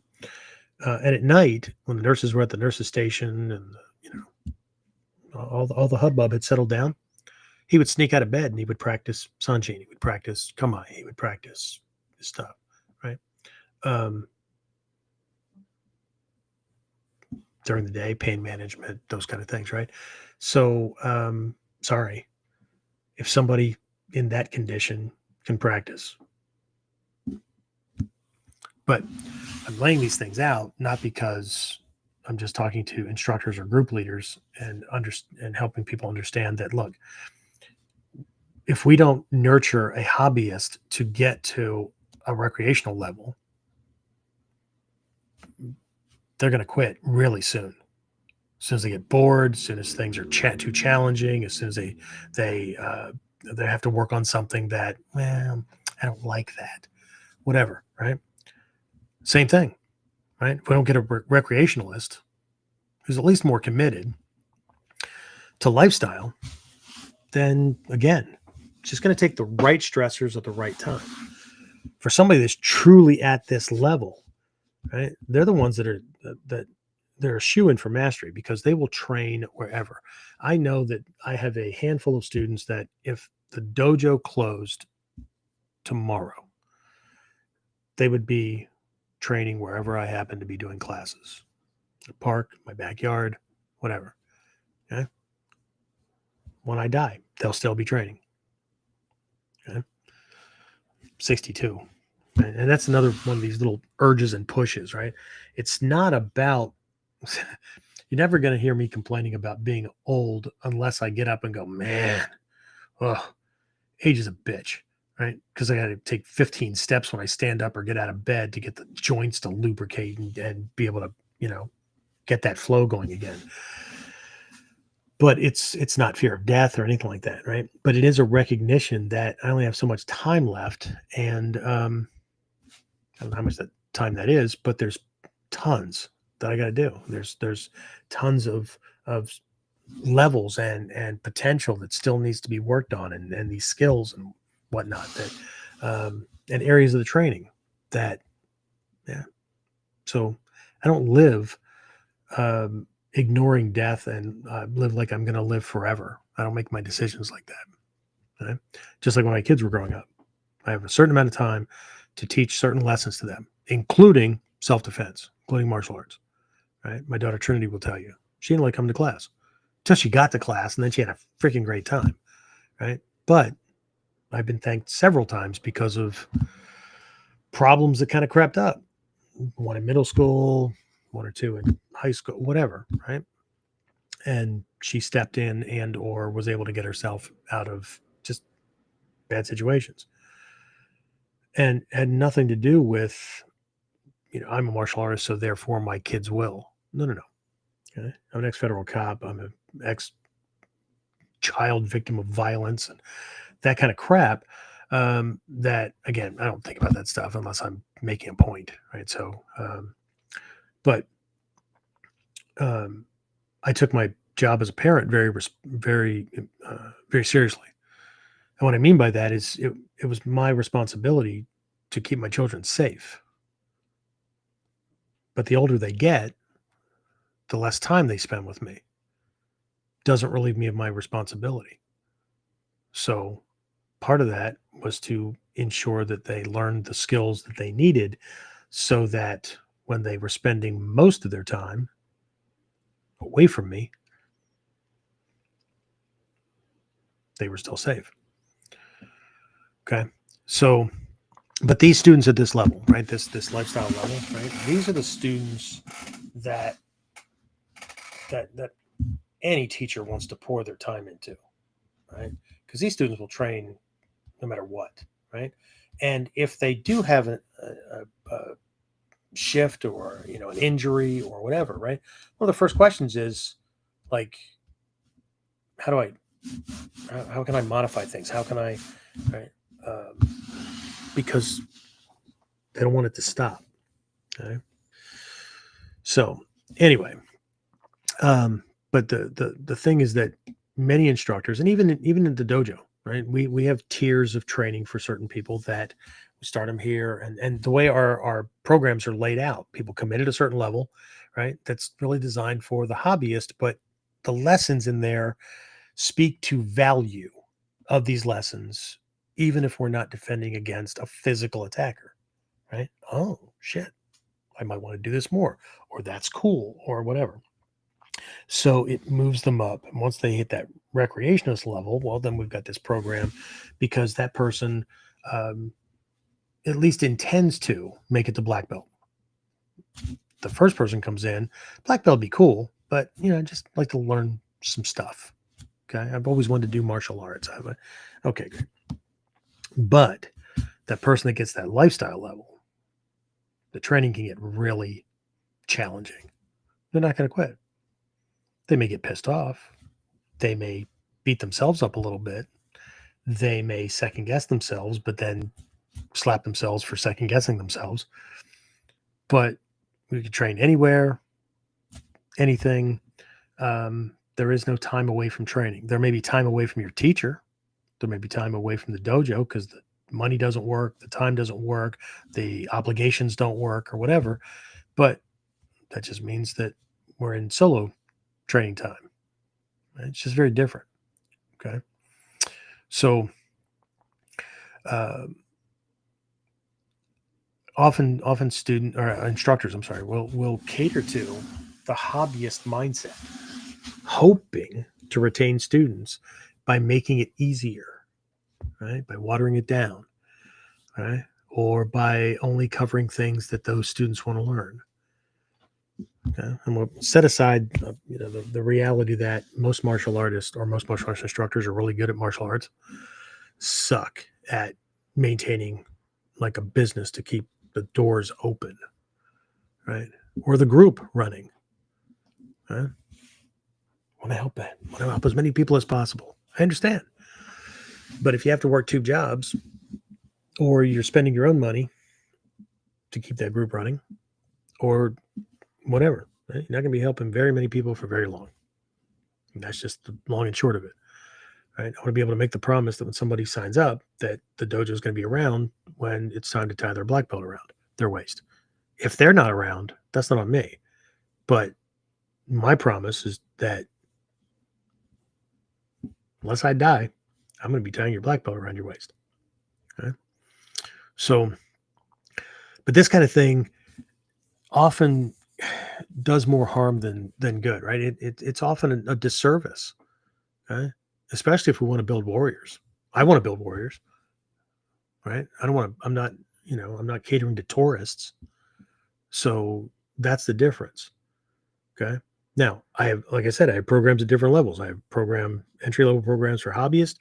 I have the next level for what I would call the recreationalist, but they're committed to stay it out because they've set a goal, right? But my goal is to nurture them into, right? We have more people sometimes showing up for class in the Shinobi Kai class, which is the serious class, than we have for even, the quote unquote recreationalist class. So, but to also stay true to myself and to keep me, to keep myself moving forward, to keep myself working where I need to be working, I need to not, I don't mind teaching Ichimonji again. I don't mind teaching Jumonji again. As long as I'm teaching somebody that's going to practice, right? That's not like every day is not going to be one step closer to, I don't know, sensei. I just don't know if I'm learning anything. Okay. How's that possible? Anyway. So let me just lean into this last part here, and then we'll open it up to some questions and comments. So there's this, I said something like this already. I'll just say it in different words, right? Mastery begins when the newness fades and you stay anyway, or you stay with it anyway. Like, what's the point of this lesson? Or why are we doing this one? Japanese students would never think to ask that. I get it, right? This only pops up in the West because, right, we're individuals and we think that life is a choose your own adventure kind of thing.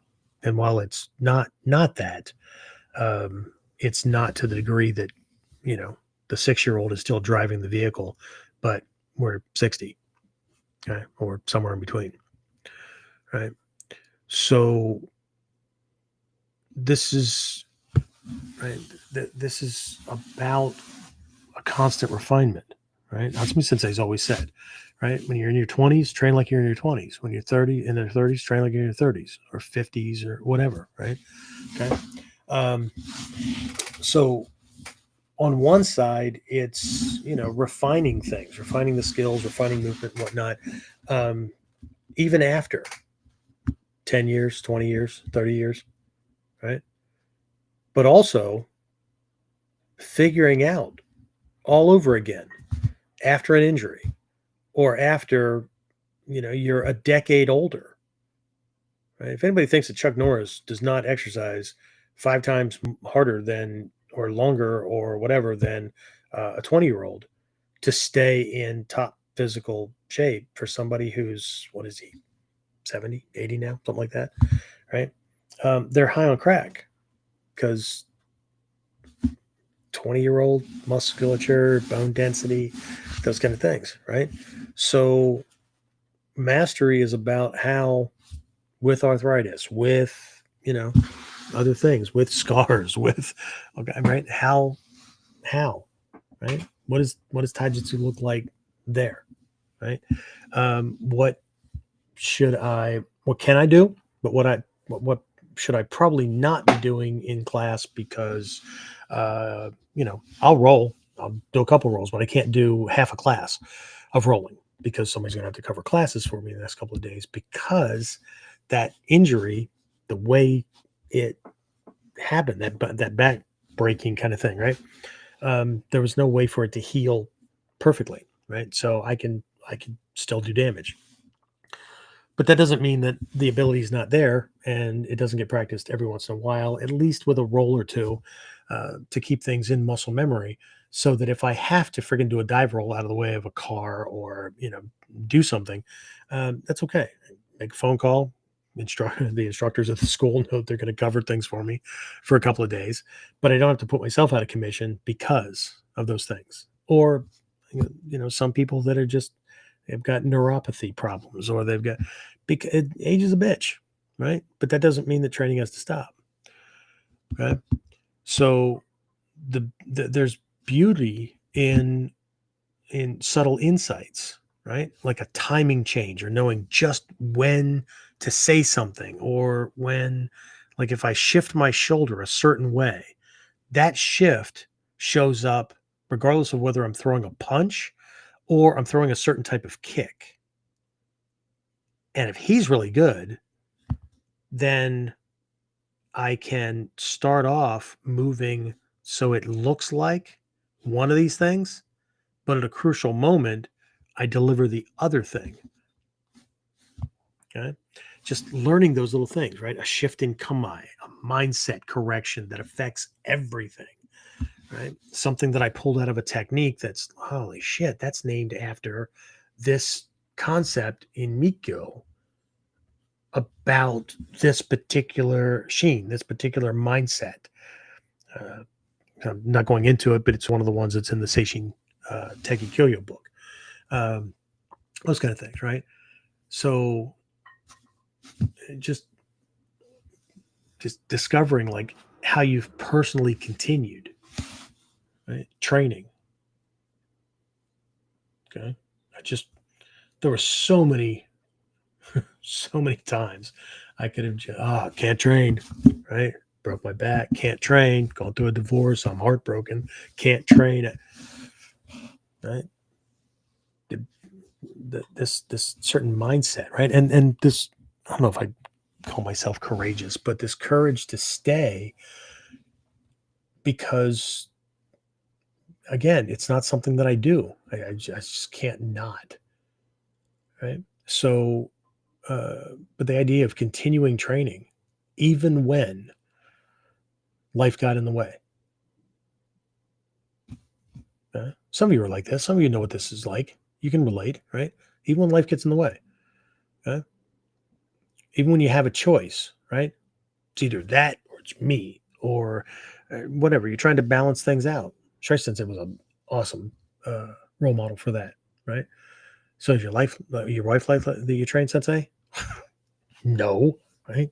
My wife, right? And then we'd be out doing something, or he'd be visiting, or I'd be visiting him, like in Canada or whatever, and we'd go out shopping or whatever, and he'd pick up something. And you interested in that? No, for wife. And it wasn't about happy wife, happy life. He would say balance. Okay. Always, always good action do, good situation make. Karma, right? And so she doesn't like it. She's never going to like it. This is not about me getting something. It's not a guilt gift or whatever. It's a, look, I'm gone for a while. She really likes stuff like this. This is going to take the edge off, right? because I'm buying something that we can't get at home. So unless I went to this thing, right? So again, practicing influence, practicing the ninja no uge, right? And just every little thing. It's just amazing to me how the lessons have come across, right? Hatsumi Sensei writing all these books. Most people have no idea that they're not just scrolls. They're not just the conveyance of knowledge, right? They were his brochures.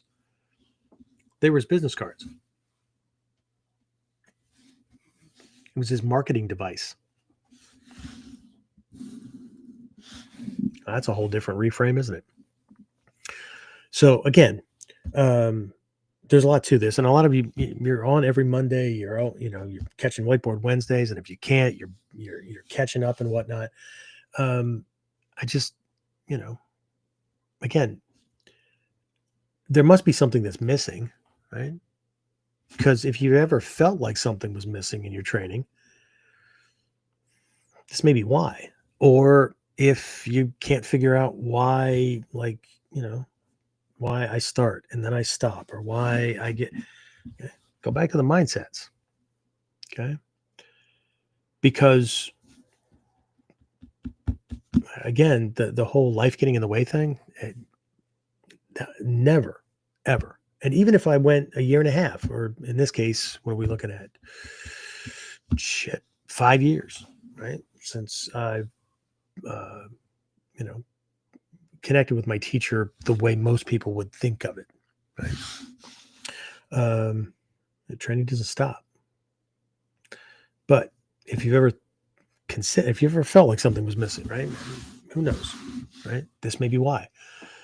It could be that we're chasing techniques, we're chasing skills, we're chasing some kind of preconceived image, and not truth, not mastery, not something deeper that can't be lost, that can't be walked away from. It can't be quit, right? But also, we're not in this cycle of always being a white belt, right? People get bored, they go do a different martial art. Okay, why? Well, now they feel like they're learning again. Why they feel like they're learning again? Well, all new techniques.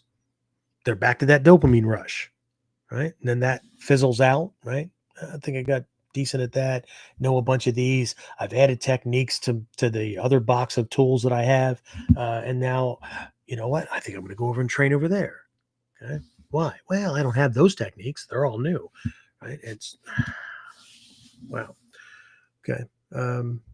Yeah, Hatsumi Sensei had that phase as well. But once he found Takamatsu Sensei, okay, so was it Takamatsu Sensei, or was it something that he was driven to, always looking for, and the training and the teacher and the aspiration all met, and then there was no turning back. Okay, so again, let me reiterate something here, because I've got a lot of people. Some are actually in programs that I have. Some just constantly stay in touch. Some new ones are in touch on a regular basis. Some almost checking in every day or every couple of days or whatever, because these are they've got the kick in the pants, so to speak, that they needed. But there's always this level of hesitation. There's always like something amiss, right? Finances, time, injuries, age, whatever. This path is not about strength. It's not about age. It's not about speed. Certainly not about flashy, right? It's about showing up and going deep. It's about, there's a reason that the ninja are things that people fantasize about, right? And I don't just mean the black garbed, right? Because what people drool over in movies was the low man in the clan. I didn't mean to make that rhyme. It was the pawn, okay, who actually had used all the tricks and weapons and whatnot, blinding powder, all that kind of stuff, right? That's that's an invention for somebody who is still lower in the upper level mastery skills. So since I can't literally be invisible in the eyes of the enemy, or I can't influence them in ways that they would never see me as a threat, even if I am, or if I can't use subtle manipulation tactics to distort their perspective or their perception or whatever, right?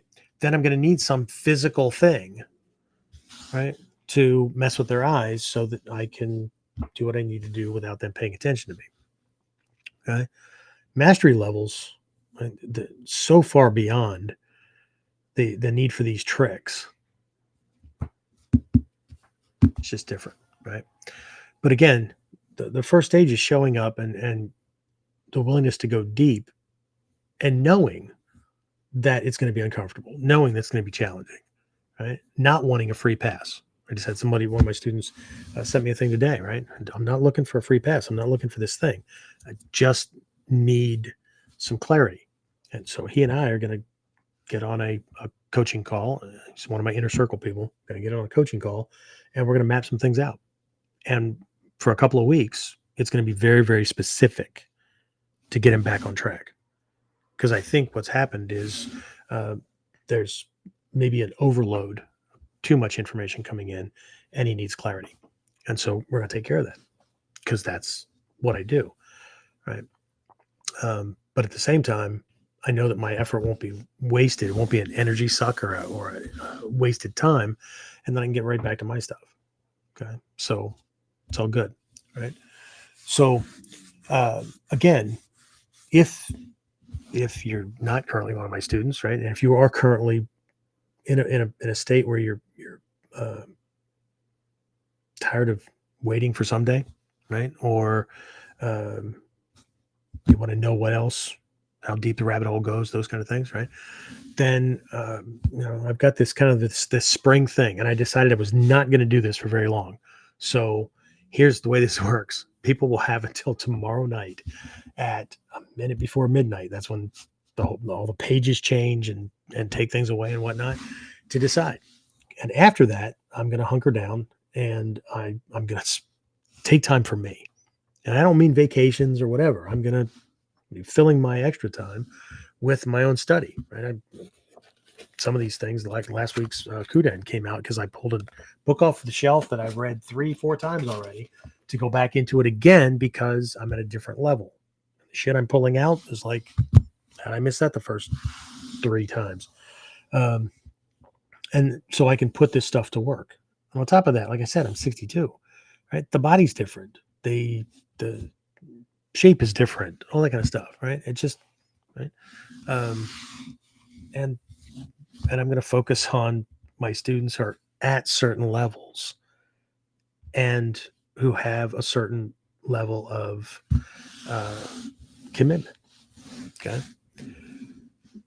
We all know talk is cheap. Okay. But anyway, so James, I don't know if you have the link or not. I can grab it, toss it into the chat. Do you have it? Like I said, if not, I can toss it in there.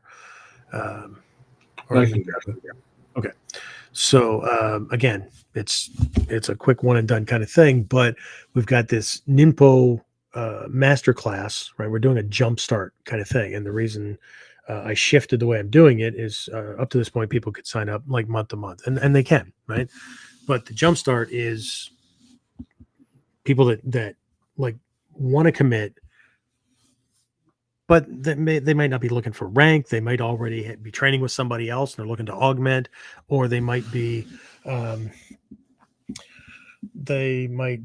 at higher levels, right? And so, it's not the rank, it's the knowledge and stuff, right? So these are centered around the master classes that we have at the academy, our Shinobi Kai classes that twice a week, Tuesdays and Fridays.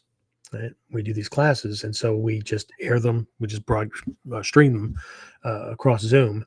And I get it. Not everybody's in the same time zone, that kind of thing. So for those folks, and not just for those folks, right? All these things are recorded, so you never miss the lessons. And then if somebody has a question about things, they can always shoot me an email, and I can work it into a class, or I'll let them know when that'll fit into a class that's coming up, and that way they get that stuff back and forth as well.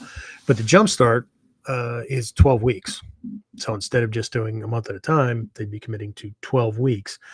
And then after that, then they can do month to month if they want, or they can level up their game.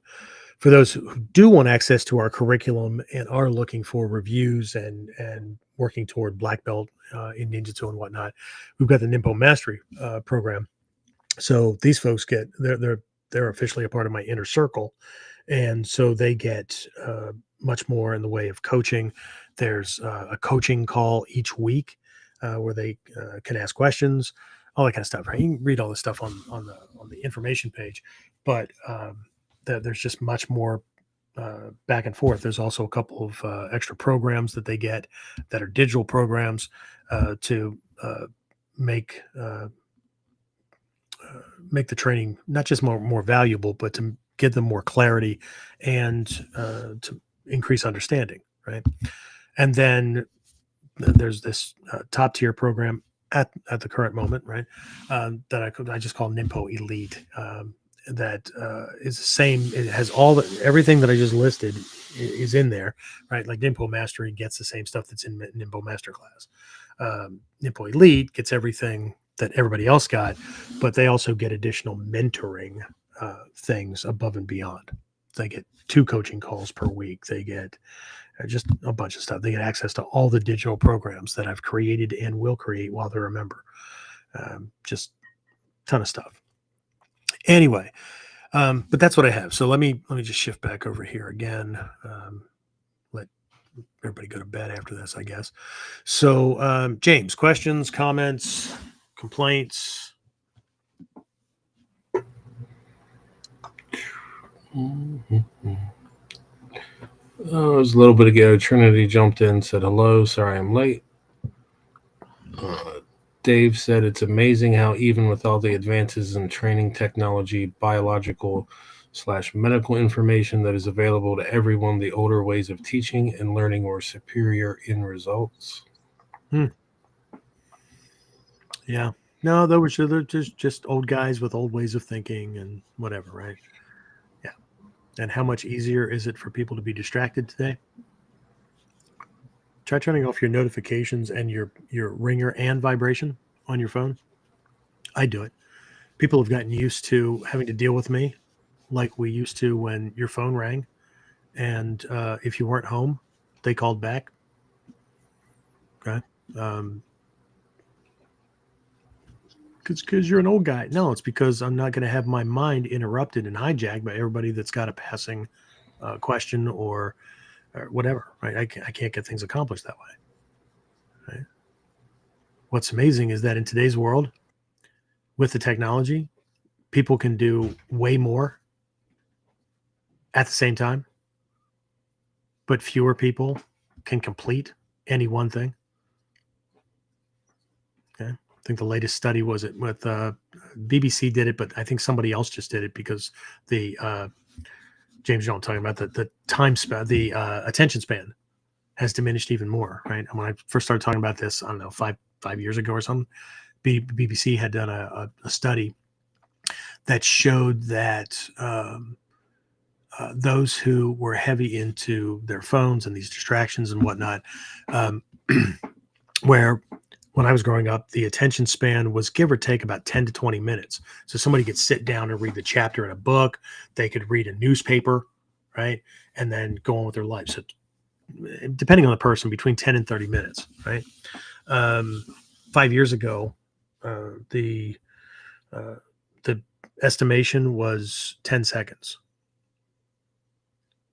before somebody starts getting bored or distracted or whatever. 10 seconds. That is the attention span of a goldfish. And the last one I just saw that came out, I don't know, 6 months or a year ago, now has it down around 8. Holy shit. That's less than a goldfish. Something that swims around, shits in its own water, and just like, eats, sleeps, and shits. That's horrendous. Why do people quit? Gee, I don't know. We could guess. Right? But yeah, good call, Dave. What else? Victor said, much of what you have expressed truly resonates with me. I just turned 59 and more obstacles have appeared that could derail my efforts, but I refuse to accept defeat. See? Tenacity. Right? Tenacity. It's a hell of a trait. Okay? And here's the reality of things. And this is something I was taught a long time ago. Now, this was not limited to martial arts. However, it can be applied globally. If you have been able to commit, if you have not quit, if you've adapted, right? And it's a long-term thing, okay? You placed yourself in 1/10 of 1% of the entire population that can commit to something no matter what, long-term. 1/10 of 1%.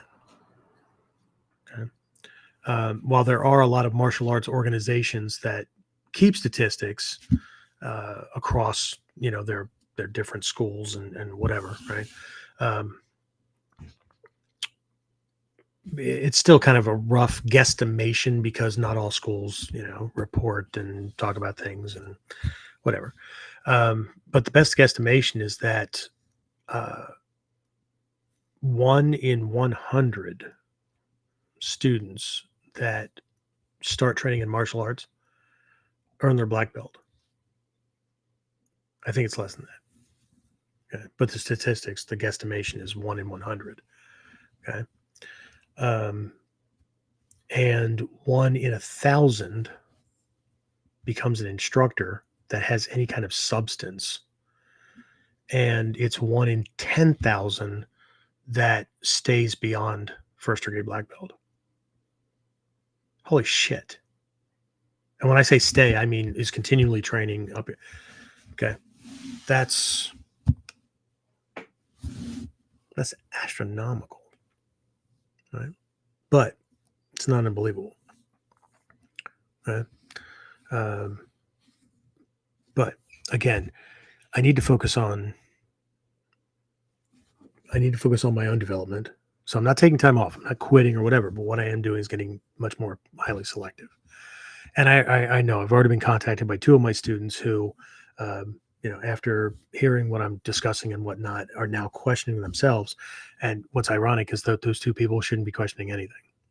Okay. But I get it, because those who are actually working and reflecting and things like that are going to be the first ones to double check themselves. Okay. The ones who are like, oh yeah, that's me, man. I just, okay. Because my experience has led me to not listen to the words, but to watch the actions. Anyway, so what else? Maui says, amazing KUDEN. Oh, bet you say that to all the teachers.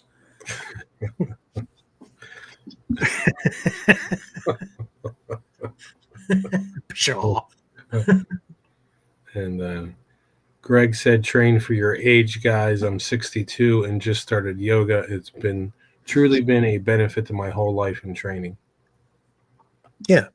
So, I mean, it's not that things we don't end up with limitations as we get older and whatnot, but it's a constant test on the limitations, right?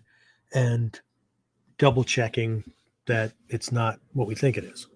And I get it. There's a lot of fears and stuff, especially if injuries were involved or there's major changes. And some people are like overly critical. Right? I'm way harder on myself than I am on even my students, the ones that think that I'm overly critical. But Something has to drive us. Anyway, what else? That's all I see. That's all I see. All right. Well, cool. Hey, look at that. We'll come in at 2.5 hours instead of 3 and change. All right. So doors are open. Did you get that up on the chat, or Yes. did you found the one that? Yeah, there you go. Cool. All right. So, like I said, this is a spring thing. After this, I don't know if I'm doing anything to open the doors back up again in summer. Right now, I'm thinking fall, but who knows? But I want to focus on those students who want to go deep into things, and not just with techniques, right? Because I've got students that have been on 10, 15 week like Mikyo things and pre-Mikyo and all that kind of stuff. So there's more things coming out. What I have been considering, and again, this tells me something about the person that I want to be working with anyway. I've mentioned this instructor training program, and so one of the things I'm considering, and it's going to depend on interest, right? I'm done like throwing things out because I know students need it, and whatever, and people that have expressed interest or whatever decide that they're not, and for me to do something for 10 weeks or 15 weeks for 2 people, one actually cost me more than it does the people who paid for the program, because I pay for all these services to do things. But I could be doing one-on-one things with those students. I don't have to spend all the effort and time and whatnot trying to put together like a group program or whatever. But again, based on interest, anybody that's running a training group is an instructor or wants to be.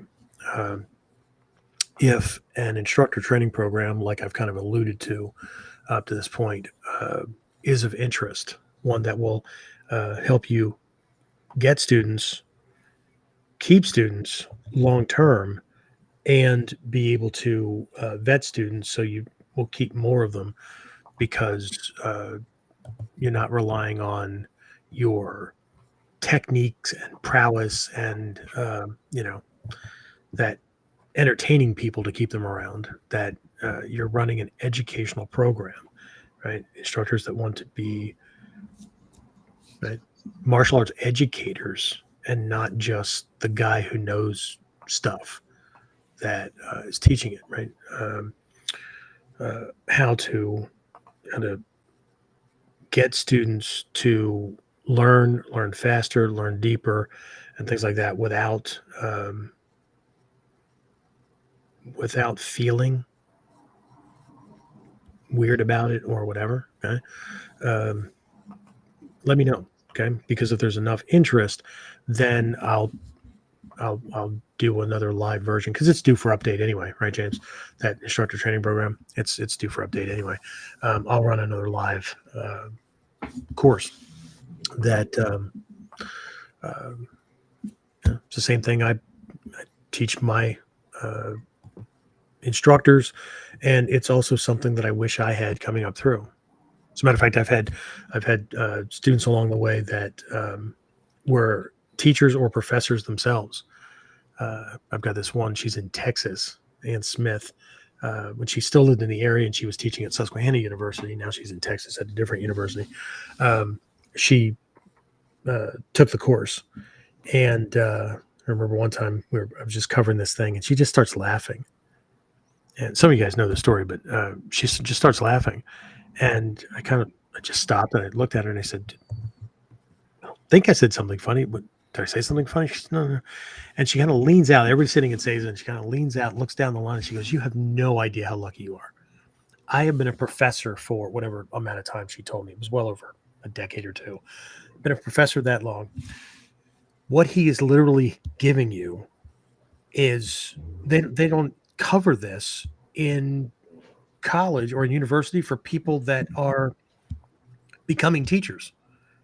I had to figure a lot of this stuff out, and I'm still learning And I started applying this in my classrooms with my college students and getting huge shifts and changes in morale and attention and commitment and all kinds of things.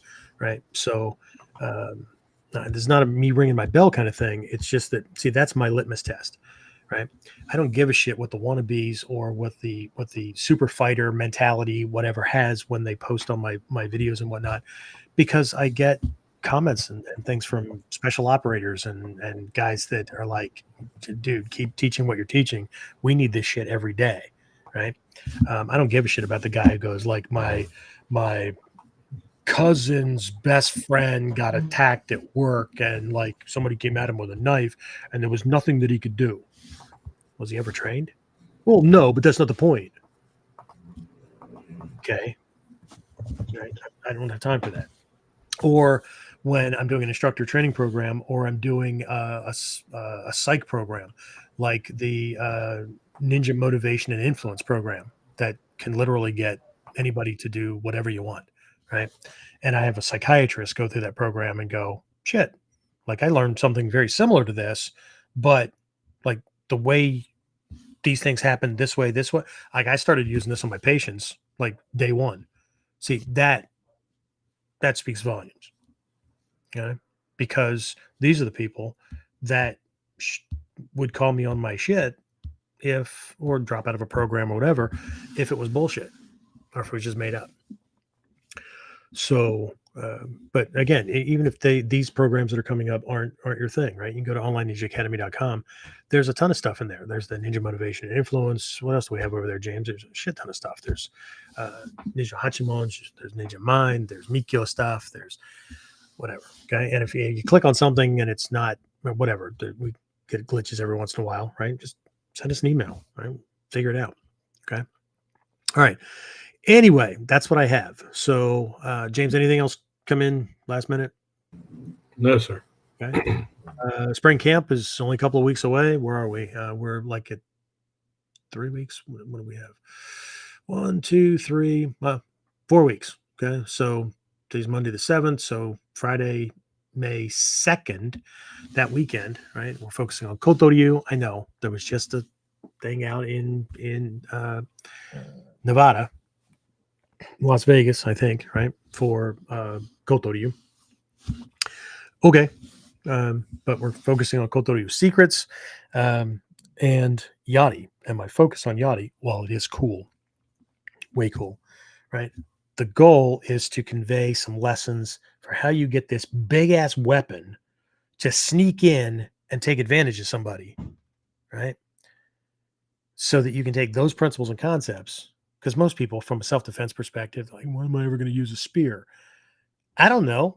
When might you be on a work site or somewhere where you got to pick up a freaking weapon that's not just long, but it's not evenly balanced like a long staff. It's heavy on one end, right? Could be a garden rake, could be whatever, right? Where you got a balance issue. But how the principles and concepts for getting that big weapon to catch him off guard, do what needs to be done, and then the goal is to integrate those things into your shorter weapons and your taijutsu. That's the kind of stuff I learned from Matsumi Sensei and these other master teachers, right? That it's universality of technique, right? The principles and concepts are the principles and concepts, just like Seigan is Seigan, regardless of whether it's unarmed, with a sword, with a spear, whatever. But what is that? Okay? It's not just a shape, right? Because Seigan in the Kukishinden school doesn't look like this. It looks like a Shizen with one foot and your head turned sideways. It's not the same. Okay. In the Gyokoryu, what most of us call Shizen no Kamae is called Hira no Kamae. What the hell does that mean? No, Shizen / Hira is a receiving Kamae. What does that mean? Okay. Mentally, emotionally, perceptually, right? Not just physically. Okay. So anyway, hope I'll see some of you guys on training. I already know, like, like a bunch of you keep showing up regularly, and you're already personal students, so I'll see you. But the point with spring camp, if you're not able to make it to spring camp, if you go to the spring camp page, onlinedigitacademy.com/spring-camp, all the way at the bottom, there is now an option to pre-order all the video recordings. So they're there. I have another page. I just haven't doctored that one up yet. That's a standalone right now. You can go. You can still have the opportunity to enroll virtually or live for the seminar, or you can just pre-order the videos. I think it's a reasonable price, but hey, you decide. But anyway, either way, right? Keep doing what you're doing, or go deeper. And like I said this morning, for those who jump on and move forward, it's going to be a fun ride. For those who don't, or don't want to, or whatever, that's fine, right? I wish you peace and success on whatever path you take. Okay? And that's where we're going to leave that, right? So, James, anybody slide anything under the wire before we wrap this up? Greg just said thank you. Enjoy your work. Enjoy your week. Till next time. I will do that. Thank you very much. I appreciate it. Okay, that's it. Good night, and I will talk to everybody again next time on KUDEN. Get more of KUDEN Radio, subscribe through your favorite podcasting site, or join our clan of serious modern warriors at online